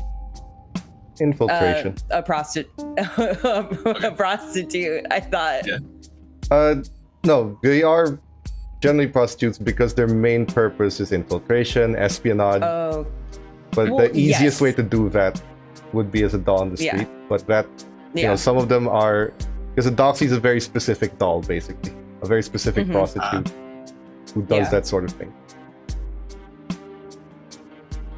Blade Runners use them as infiltrators, but on the street, a doxy is basically a prostitute that's an expert at hidden agendas. Oh. Let me message Echo. Is there I have to fix this. anything more you got? I was programmed to manipulate, to emulate emotions, and make people believe whatever it was that I told them. I never really. Oh, sorry. Here you go. I never really knew who I was for a while. Just was sort of mirroring everyone, if that made sense. Until I woke up. What was your owner like?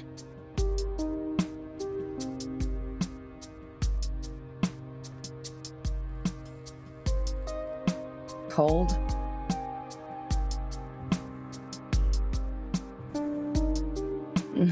Narcissistic. Rich beyond anything that either of us could really comprehend.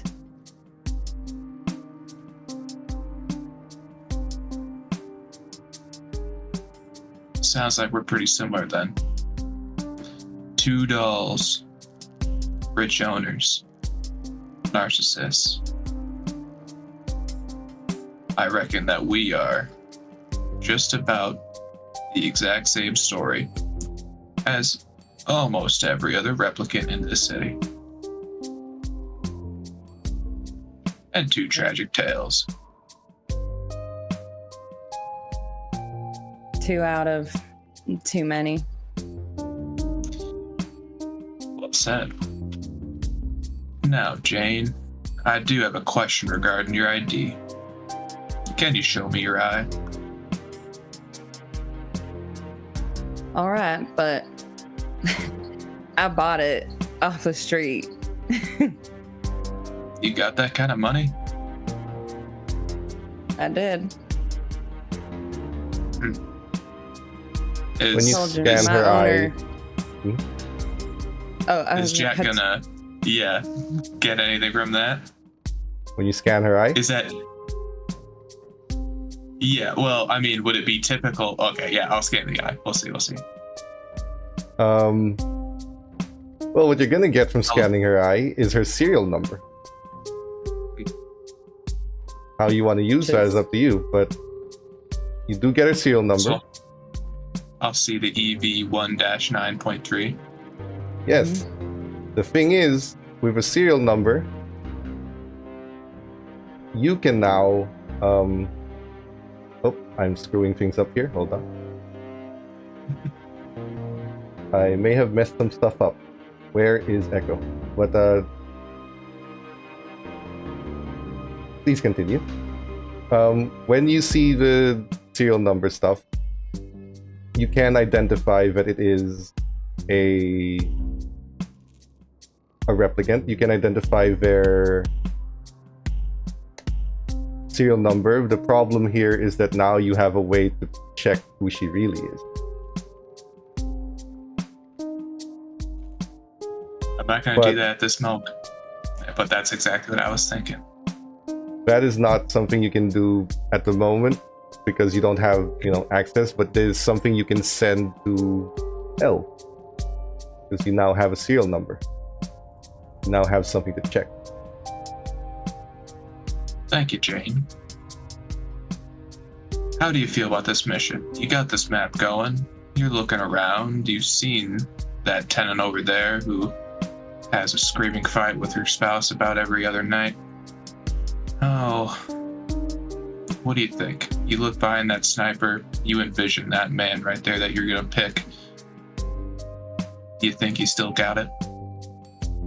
Or do you want me to take it?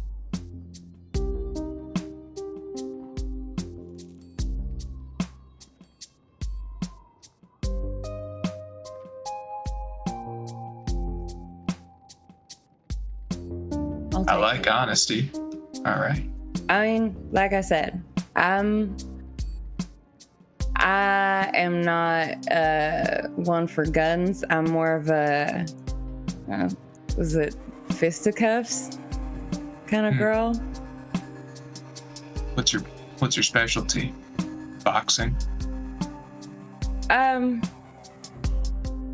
Well, because of my size, I do more Brazilian jiu-jitsu, some northern Shaolin kung fu. Where did Doxy learn how to fight?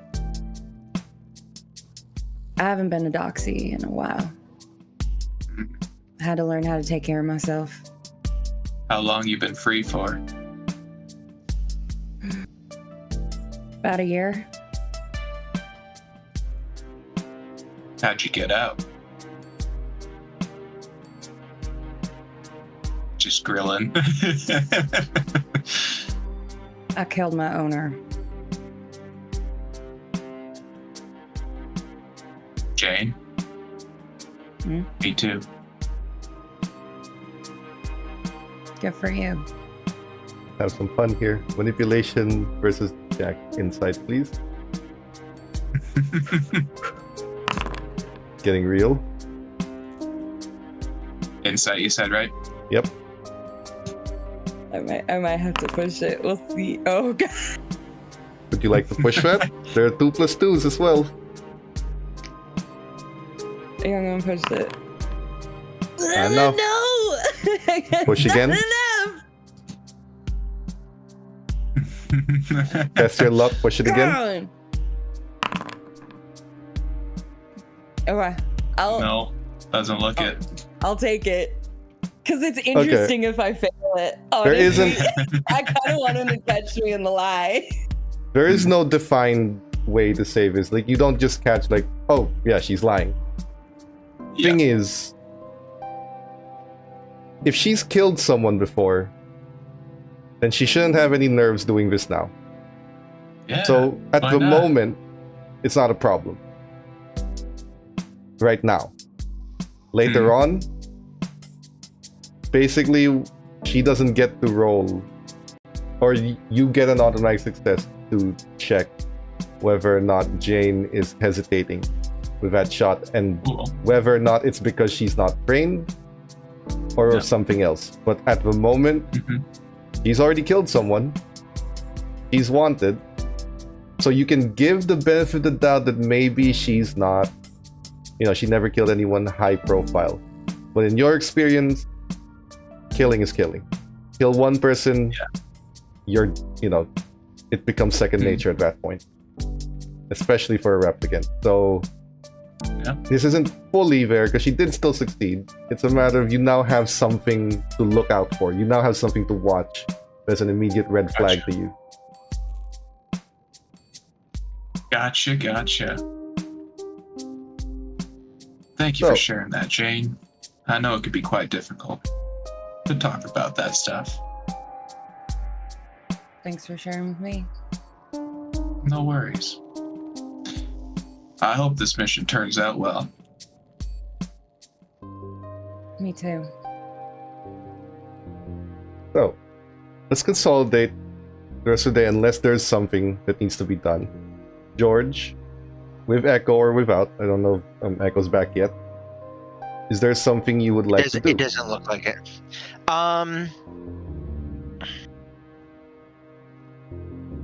George will kind of just stay after we have brunch. George will get in his spinner and he will drive Echo and him back to their apartment building, and he'll go in. It's the first time he's been at his apartment in a while. And he'll sit down and he'll look through a photo album of pictures that that I imagine were taken of during like newspaper clippings and shit like that, or just basic photos of things whenever the team would go out and we would just kind of be having fun. He'll kind of remember those things, having a small bottle of whiskey, and he'll then go to the back of the photo album, reach into the hidden photo slot, and pull out a photo of his sister, him, his parent, and their parents, and he'll just start to cry a little bit, and he'll put he'll kind of put it under the thing, take out his phone, and message Evie, and all it says in the message is, "RDU killed our parents."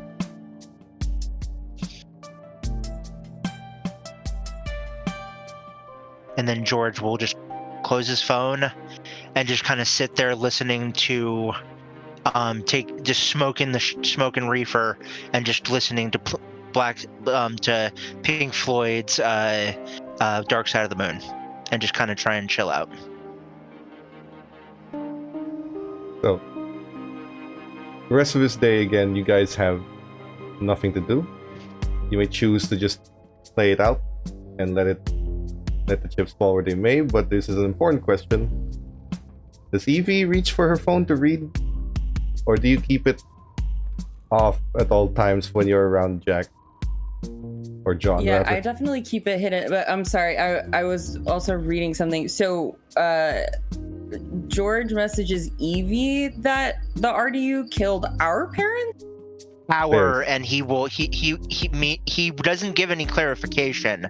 He will just say with a face, because you've texted him before when you know he's been drinking and smoking and stuff like that. Oh, and he's messaging you saying they killed our parents. So it was a mistake text? You meant to text that to your sister? No, I meant to text that to you. But what do you mean? I'm sorry. I'm just really confused. Our parents means if he's in mine. Oh, okay. I was like, when you said ours, I thought you.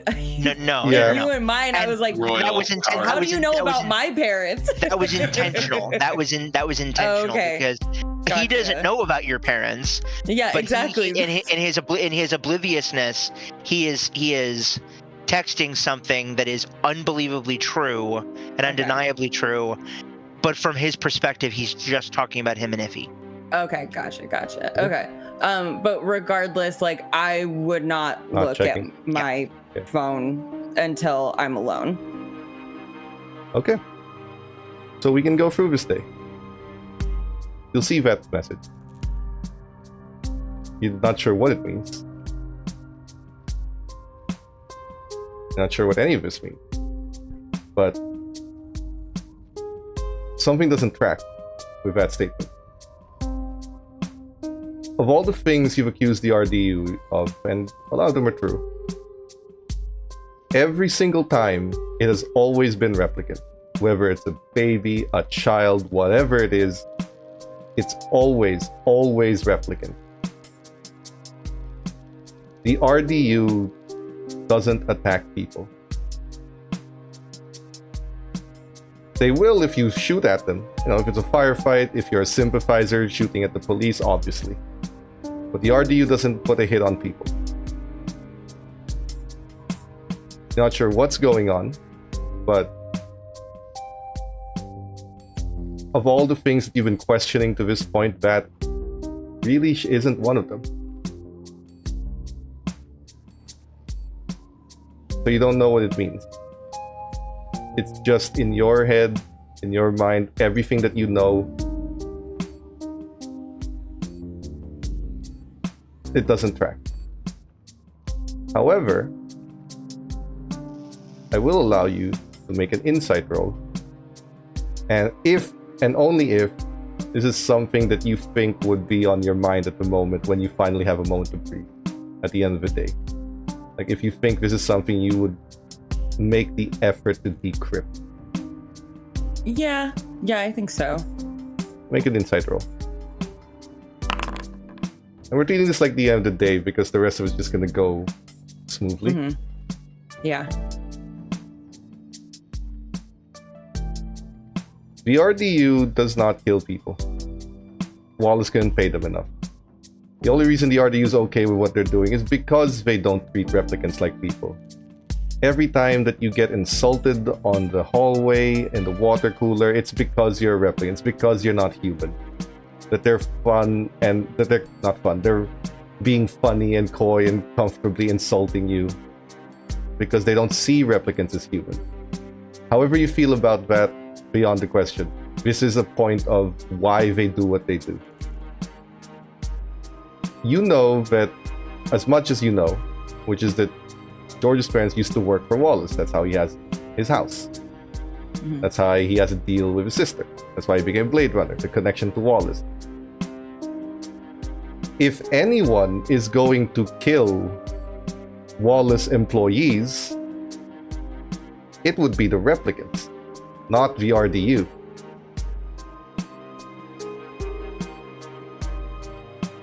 It would be them pointing the trigger at Wallace employees.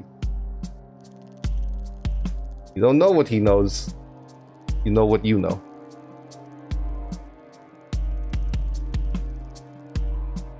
So, however you feel about that, they might be the ones cleaning up. I mean, what's a better way of winning than getting your two enemies to fight each other instead of you?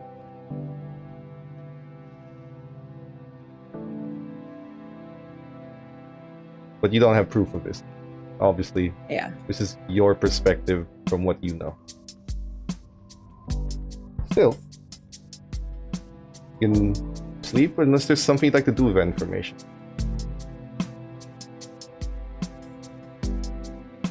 Yeah, I think I'm just gonna sleep. I feel like this is just more Evie sort of ruminating on the text message, but it's a big day tomorrow. We gotta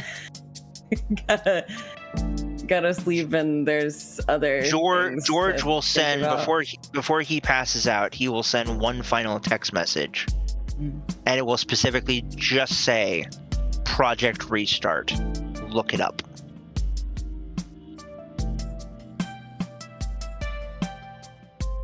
And then he goes to bed. Okay. I don't think Evie has access to. Yeah, I don't have, because I don't have a KIA anymore. I don't have like any sort of archival access to anything. Yeah, so I'll just like, she'll just see the text message and be like, what? Check restart. Here's something for you. Mm-hmm. The chief does call you in the middle of the night. Okay, I was gonna ask. I'm like, is he? I mean, gonna it call was, me, or remember, it what? was all redacted, so Yeah. he calls. How the hell did you know about this? And who else knows?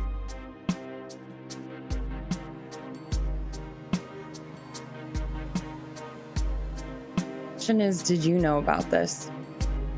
No, I haven't been in the RDU before. I'm a soldier, not an officer. They brought me in because of my father.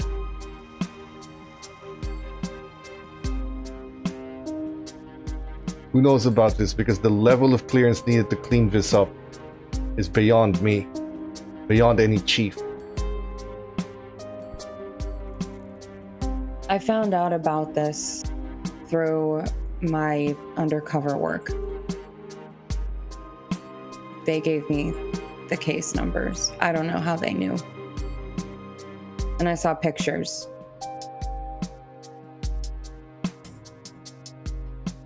I'll never forget those images until the day that I die.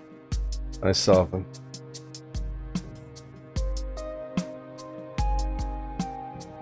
Listen. There might be someone else with a hand in all this. There is no chief with the clearance to do as much as they did with this file. And to be honest, I'm probably fired in the morning for looking at it.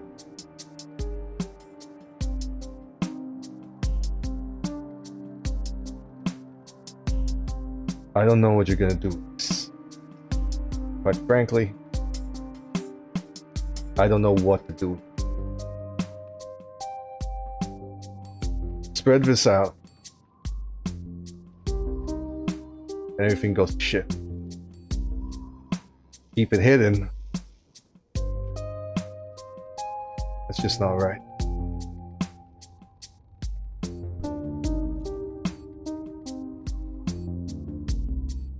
I don't think I'm gonna be giving y'all orders for much longer.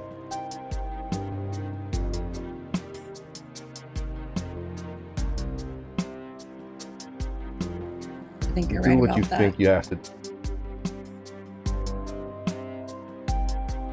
Do you really mean that? The RDU was meant to be an organization for taking out rogue replicants causing chaos. I don't see replicants causing chaos. I see fucking children. Defenseless. Infants. I don't care if they were born from replicant. They don't carry the sins of their damn parents. If their parents even had sins in the first place.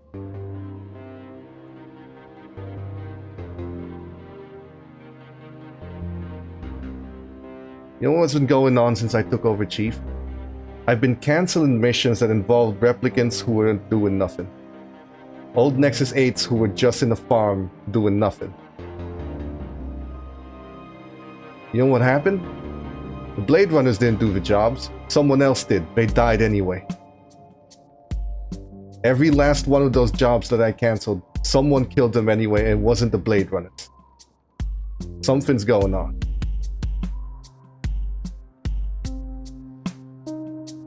At this point, I can't look into it while being the goddamn chief of this department.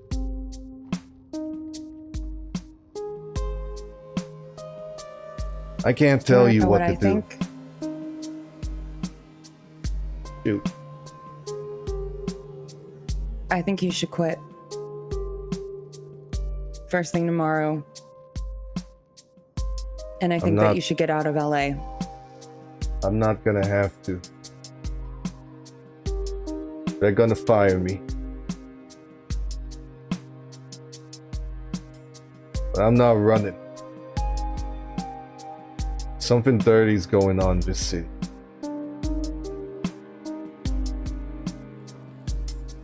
I need to find out what.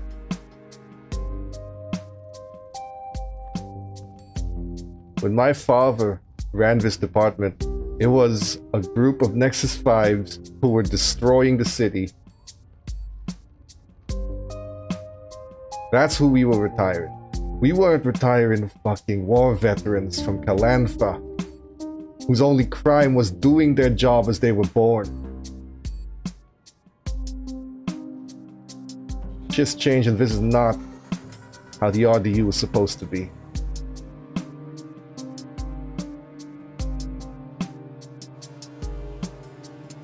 Whatever you do from this point on, you do what you think you have to. I'm not giving orders anymore.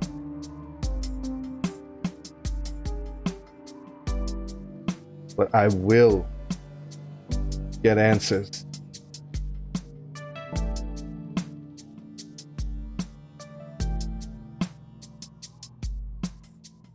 Good luck.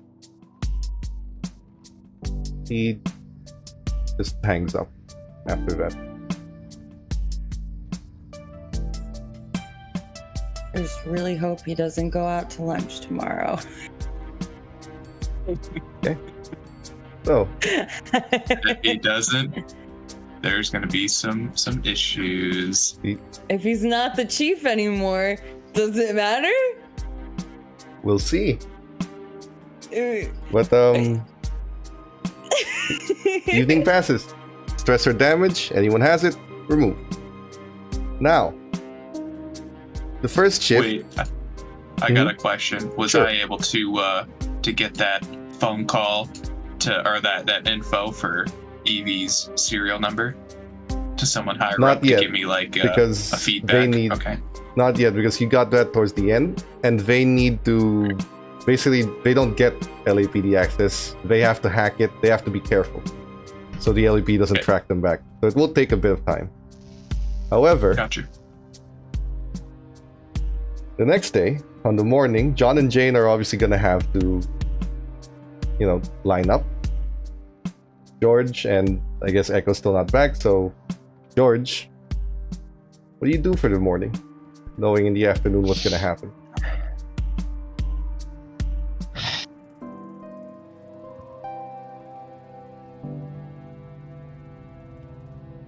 George.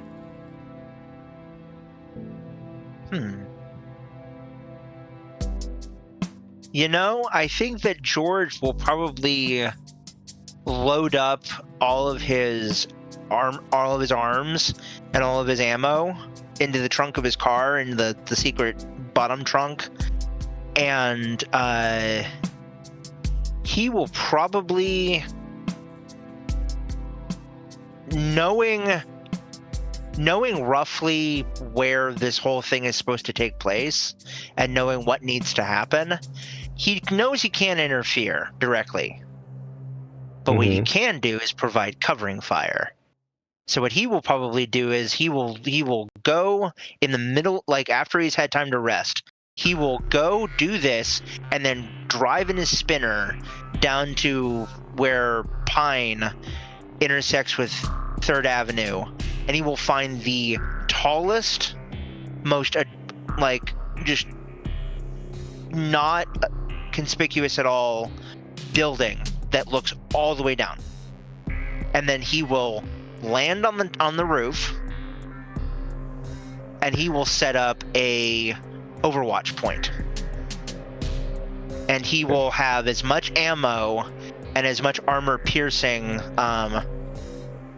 Basically, he will be fully loaded for bear and ready to whatever, because he knows the city well enough to know that if she's going to get out of there, the easiest way and the fastest way to get out of there is to go down Pine and then take it southeast along Mulholland, which is basically going southeast to the border of the city. And he can at least provide covering fire for whoever's going to be chasing her.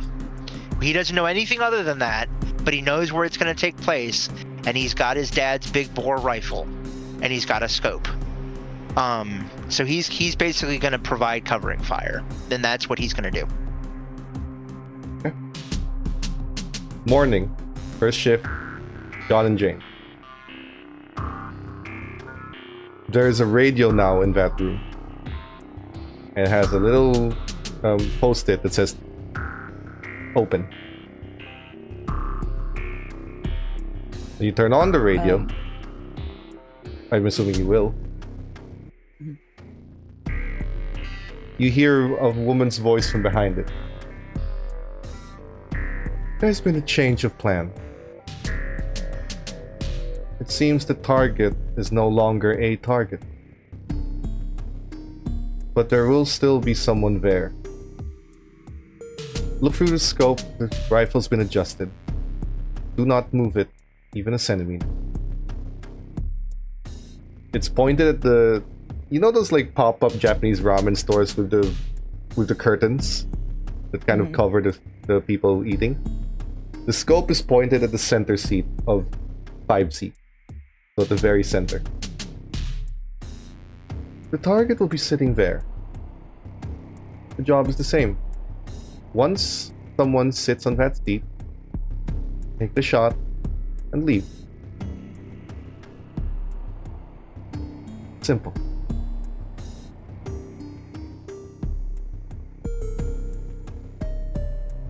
That's it. It turns off. The radio turns off. Or very end of the radio turns off. Chief's not a target anymore. That's your positive plot twist. Target change mid mission. That's... I don't... Can I... Like... Evie obviously knows what's going on, but she's gonna like take out the phone and like look into any news and see if there's, you know, maybe a reason. The chief's been fired. It's sort of breaking news right now. The chief's been, or the word they use, the chief's been burned. And according to the news, he's gone AWOL.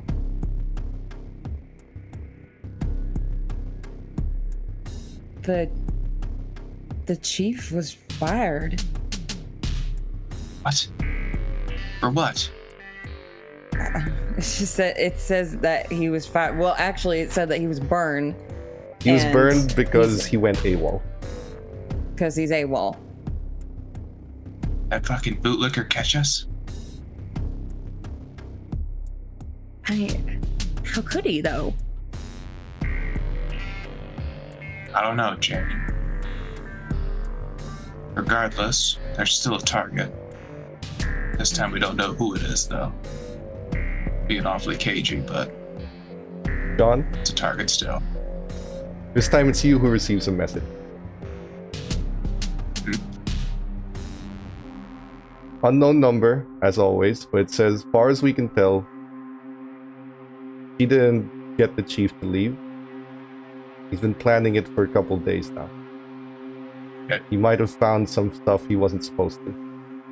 We're not sure yet, but our leaks in the department suggest that they've been targeting him for a bit. Someone else wants him besides us. We'll leave it for now. All the same, the job hasn't changed. Then the message further reads, you'll need to check for when she does it. Check for when she finds out who it is.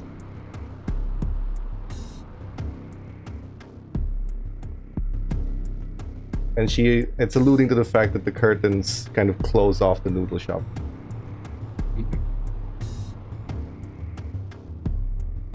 And then Jack, looking at his phone, is gonna lick the top part of his teeth, like just like across the top. He's gonna say, I see. Alright. Well, our job is still here. He's gonna like flip the phone closed, put it in his pocket. I want you to get behind that rifle. I've already taken the bullet out. Don't move that scope, but press that trigger down a few times. Put the shoulder brace. I want you not to miss this one. Alright, Jane? Alright, John. Okay. With a successful mission, we ought to get to know each other. I wish you the best in this shot for both me and you. This news is widespread, by the way. It's on every alert. The chief of the RDU has gone AWOL. So, the time comes. It's noon. Before anything happens, the instruction reads, you don't look at the scope till you have to fire the shot. and there's a little green dot, a green light on the table that'll indicate when you're allowed to look at the scope. So you don't get to know who walks in that noodle shop. Jack's there, or John is there to make sure that you don't. At this point, they arrive. At that point, and this is gonna happen at the same time, so there is no warning each other. Because George is here, I'd like you to make an observation roll with your advantage. Okay. And remember, the positive plot twist is out there. Evie doesn't have to kill the chief anymore, and as far as you know, I you're just killing someone I know random. exactly what's gonna. I'm pretty sure I know exactly what's gonna happen. He said with Monkey. advantage, right? Yep. The monkey's paw. 3 successes. You saw the news. Chief's gone. But you doubt that Evie's gonna be let off the hook so easily. So you can wait until the time.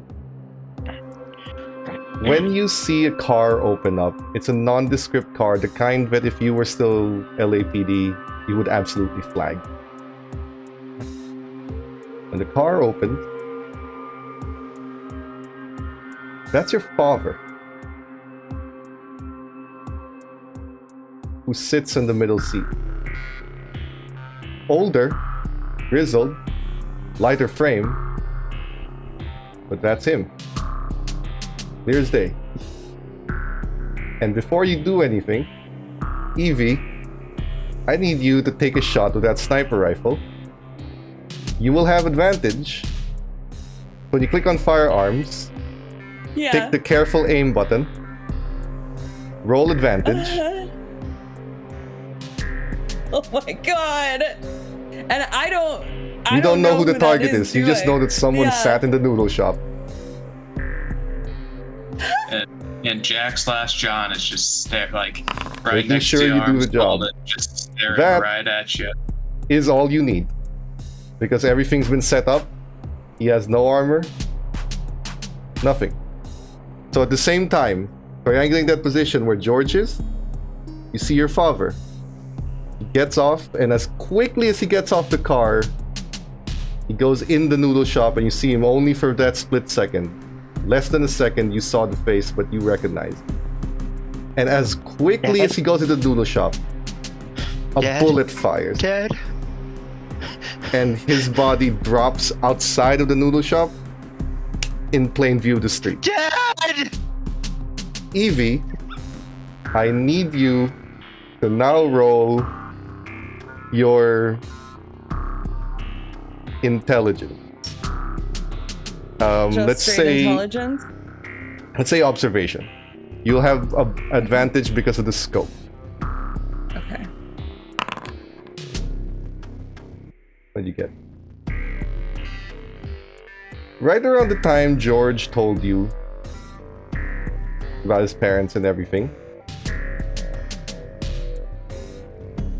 being a replicant, being RDU, you could have looked it up. Maybe they showed it. Maybe you found it, an article, something relating to him. Because it was a fairly big deal. You saw his parents, and also you ate at his home. You saw a portrait of his parents just hung up there with with their family. The man you just shot is exactly that man with a thicker beard, a little lighter frame, but that is the face of that man in that portrait, undeniably to you. Before I get to you guys having to run, George, you saw all that happen within the span of a second. As soon as he walked into the noodle shop, the bullet fired and his body fell backward. Evie, you know better than as a sniper to go for a headshot untrained. So you go for the body, and there's a 50 caliber bullet right through the chest. So there's a hole on that body as it drops to the back. We'll start with George. What do you do? George's mind is racing. His heart is pounding. The adrenaline is pumping through his system, and he's standing about 5 feet away from the rifle. And he instantly on his neural implant messages Evie and says, "Was that you?" Evie, on your end, you don't have the time to look. A shot was fired, 911's being called, sirens are heard in the distance, but before any of that, I need you to roll your manipulation at disadvantage, and John to roll insight with advantage, but Evie, you are not allowed to push because you failed the previous roll.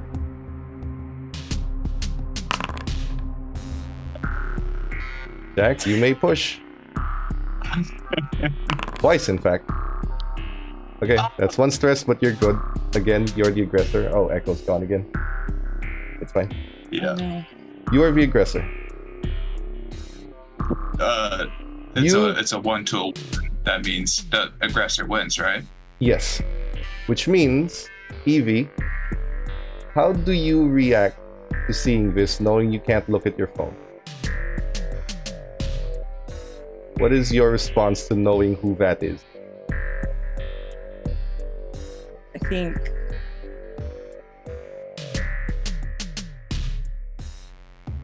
Evie is just like numb at the moment because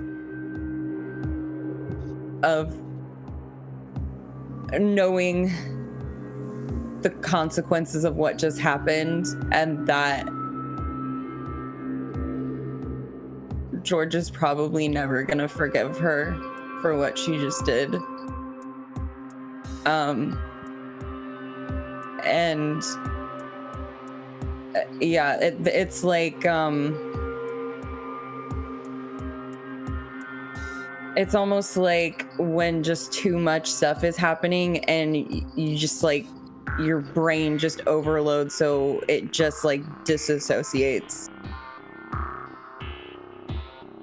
John, translating that, she knew the target. Now you can't identify how or why, or you don't even know who that target is because you're not the one looking down the scope. But she knew the target and she's affected, and that's the thing Elle's looking for. How does she react? You don't need to know who, just need to know that if she reacted. But at this point, that's not the concern right now. The two of you need to get out of there right now. And then a voice through to Evie.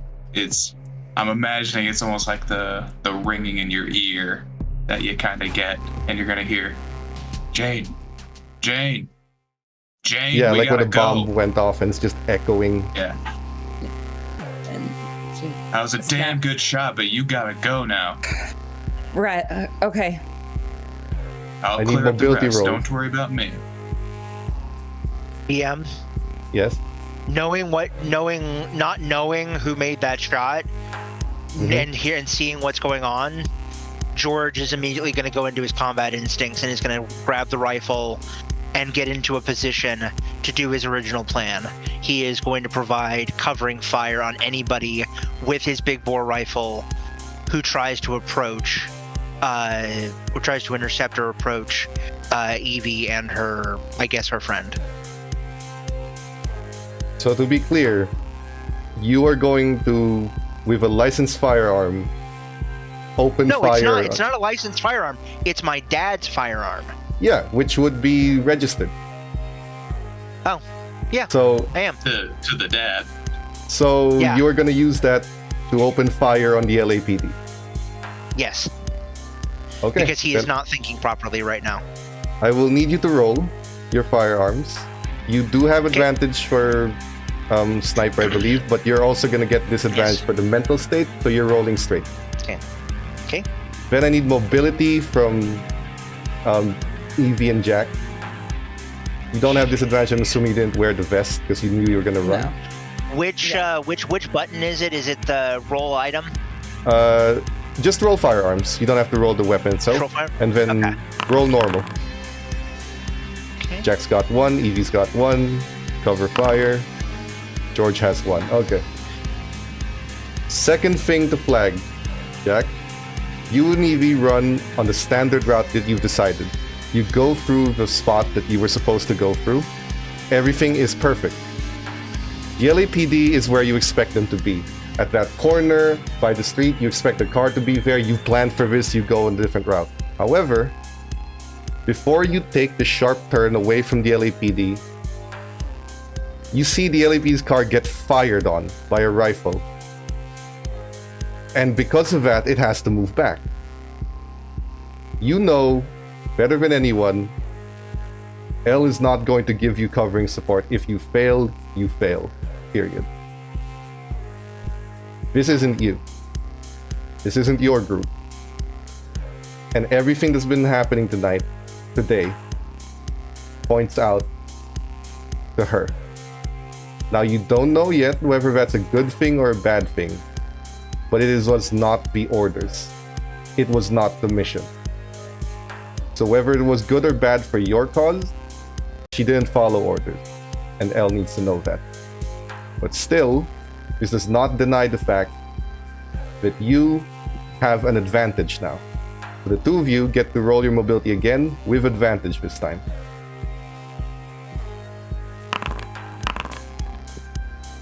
Because George is already providing cover fire. Oh my god. So, again, Get with the fuck bullets out of there. flying towards the LAPD officers. And again, this isn't a matter of is it helpful to you or not. It's a matter of did she follow the orders she was given, because that is what Elle values. Your ability to follow through what she says, when she says it, how she says it. But right now, you don't have time to think of that. You're moving around. Basically, this is like an extended cutscene or montage of you parkouring rooftop to rooftop, jumping down the water pipes into the streets, going over trash cans, making sure the LAPD isn't following you on foot, traveling about, repeat the process. It, as instantly as it happens, cleared. Because of that fire support, which was not planned, unfortunately, Jack, you did not get to see the true potential of this particular recruit when it comes to the escape. Because it was supported.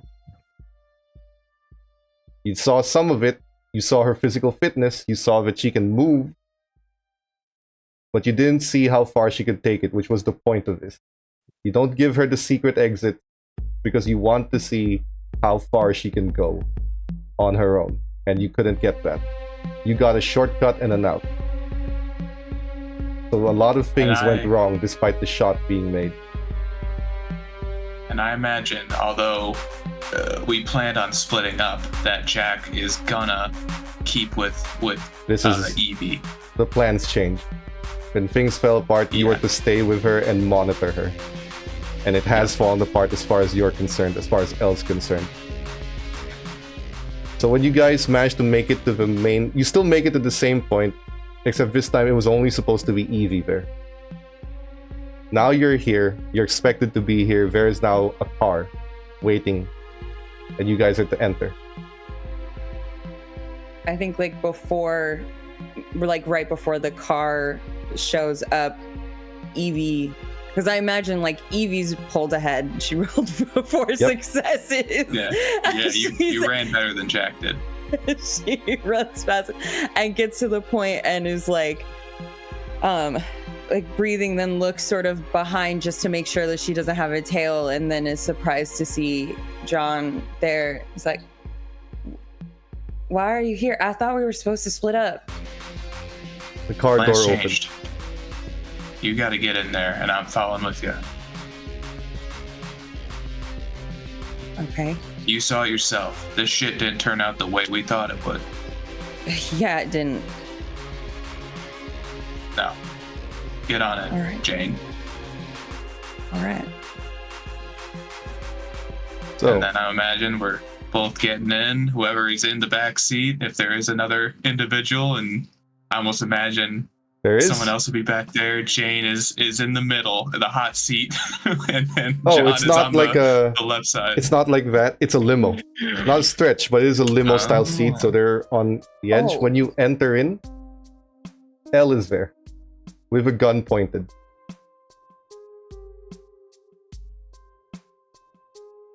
She just looks at you, gestures to the seat. Who's that firing shots at the LAPD? Because it wasn't ours. Oh.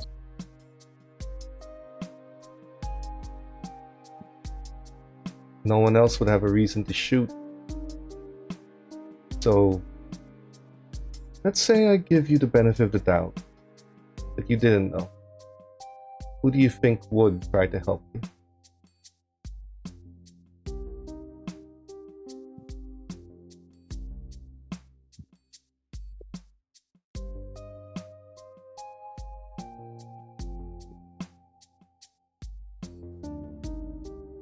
Friend.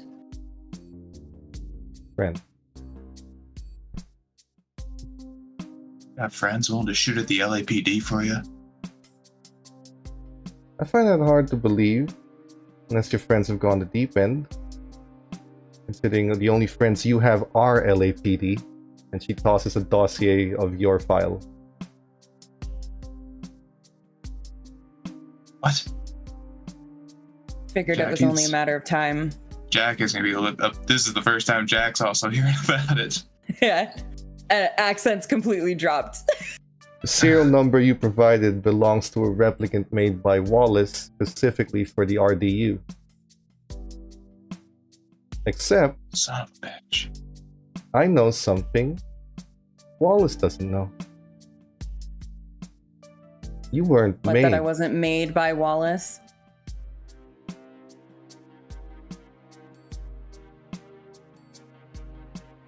So, you were born. You know why. I'll ask again. Who was firing on the LAPD? I know there are only two candidates. In fact, based on their profiles, I think I know who the answer is. But I'm giving you a chance to tell me the truth. In fact, I'll even give you a chance to earn some answers yourself. You give me a truth, I give you one. And what will you do if I tell you who it is? The truth? Nothing. They fired on the LAPD. You think he's ever gonna have a normal life again? I don't have to do a damn thing. Can I roll insight Yes, you can. on that? Oh May god. push. There are +2s to mitigate the stress if you like. Okay. There's I 2 am. +2s. I will use a Or you- +2. Yeah. I will Let me use a remove +2. 1. This does fall within your second shift, all of this. So Okay. if Jack would like to take a smoke as well, you can recover some stress. Yeah, I'd imagine that dry cigarette is no longer dry at this state. Okay, so you light it up, and she looks. Just sitting there One- stewing, motherfucker. She does mean it, because 2, she makes a good point. He just Yeah. opened fire on the LAPD. She doesn't need to do anything. The LAPD will do it for her. Why put herself at risk of getting caught by LAPD when they're swarming it? When they're gonna do it for her anyway. She's practical. She doesn't need to move. But this is your chance to get some answers, because she's offering it even though she doesn't need it. I had no knowledge that he was going to do this, but I am very sure that it was George Stone. which I'm very surprised seeing as how you just made me kill his father. No, I didn't.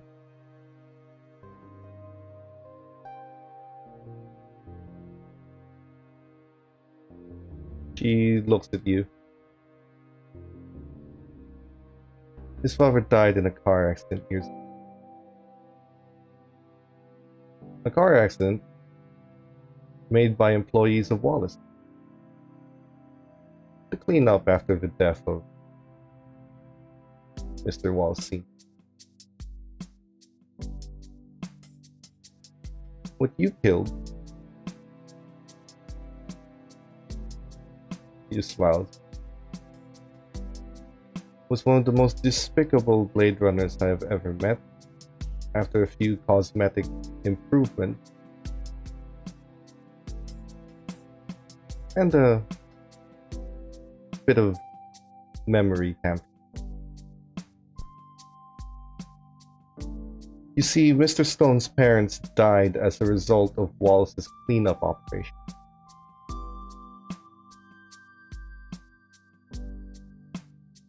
We had nothing to do with it.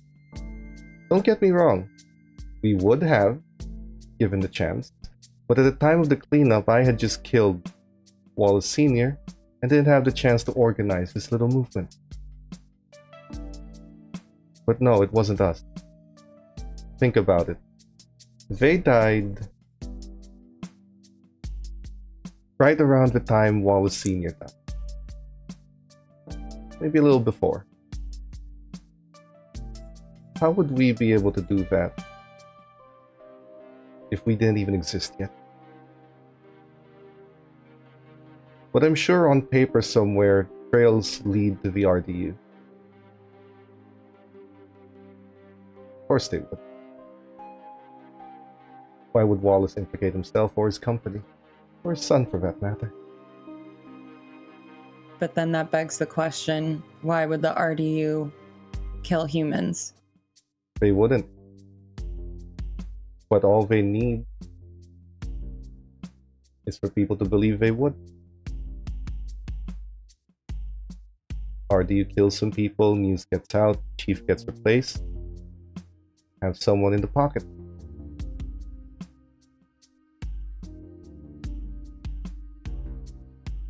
You know how much sense that's making. It sure as hell makes a lot more sense than RDU's killing humans all of a sudden. Especially Wallace employees. You're basically in the pocket of Wallace in the first place. But no, what you killed wasn't his father. I got your serial number. I had your name. But at the moment, I needed to know what exactly was important. Because if you didn't care about Mr. Stone, then I imagine she looks at Jack. How did she react, in your professional opinion? Did she care for the target?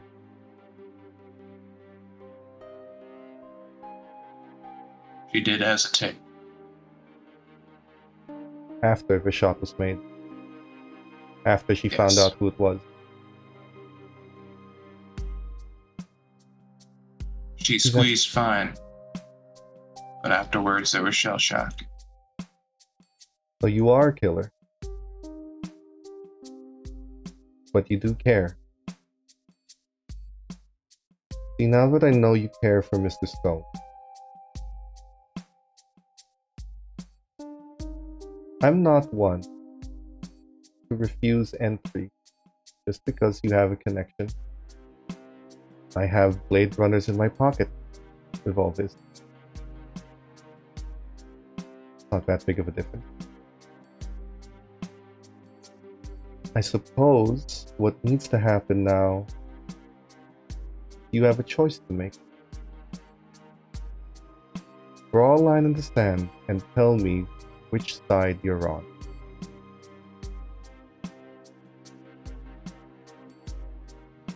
And given your friend is now wanted and probably going to be hunted by the rest of the LAPD,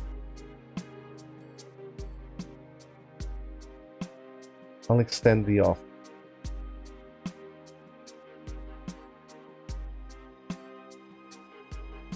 After all, now that I know who you are, I know who he is. And now that I know who all of you are, I know where it hurts.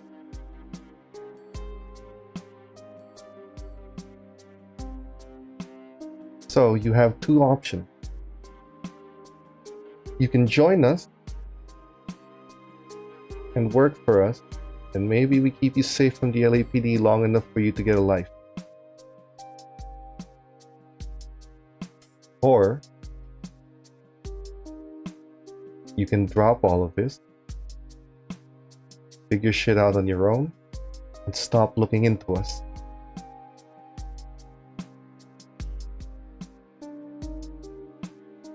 You don't have to answer now. I'm going to drop you off somewhere safe. The LAPD won't find you. And you can decide then. Call your friend. Tell him everything I told you. Let them know.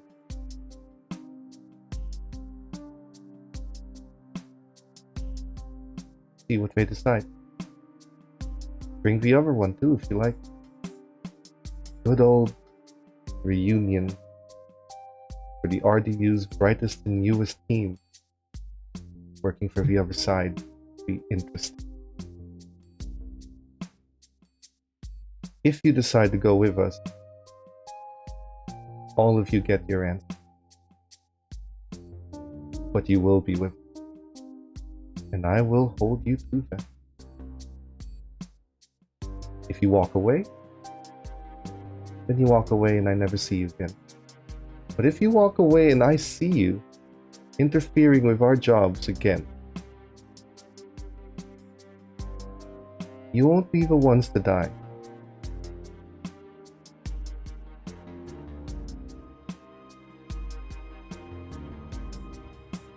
She opens the door, the car stops. You're free to go. We'll be in touch.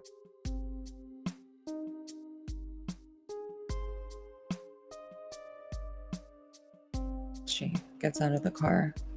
As you're making that way, like bending your head to leave, he looks to you. One more thing, Evie. Or Evelyn.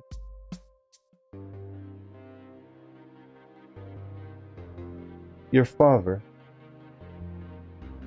your real father and mother,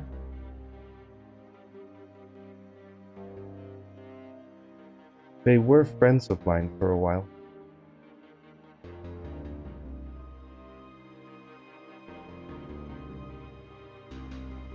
One of the few reasons you're still alive.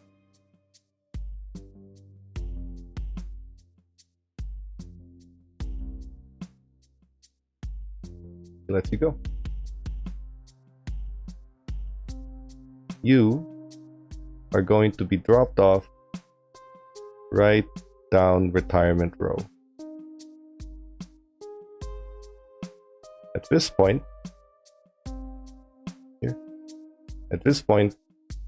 you'll be dropped off. There's rain, there's gunfire because of the area you're in. There are a lot of things happening. And that is where we will pause our story for this evening. So, Jeez. Jesus Christ, that was amazing. Holy shit. I'm You- really glad I didn't kill Stone's dad for real, though. Oh Like I my said, god. positive plot point. But the point is now, if he wasn't going to before, Stone just pissed off the entire LAPD for basically nothing. Yeah. So, He's there's a going plus off 2 of again. flawed information. He's going off of flawed information. Exactly. That's the point. Now you're going off that having shot the LAPD with a registered gun. There are now, I believe, 2 plus 2s? Yeah. No negatives. 2 plus 2s. We're gonna end it there, but before we do, George, why don't you take a second to compose yourself and then tell everyone where they can find you and what you might be up to. Hi, I'm George Lee. You can find me at George Lee with 2 Y's on YouTube, Twitch, and Instagram.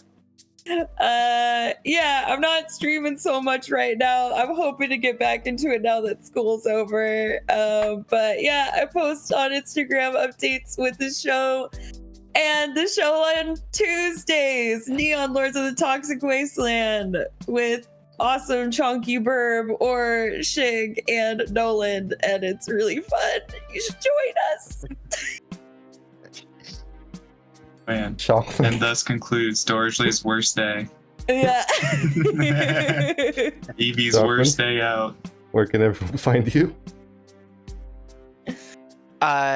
Hey guys, I'm Michael Shockman.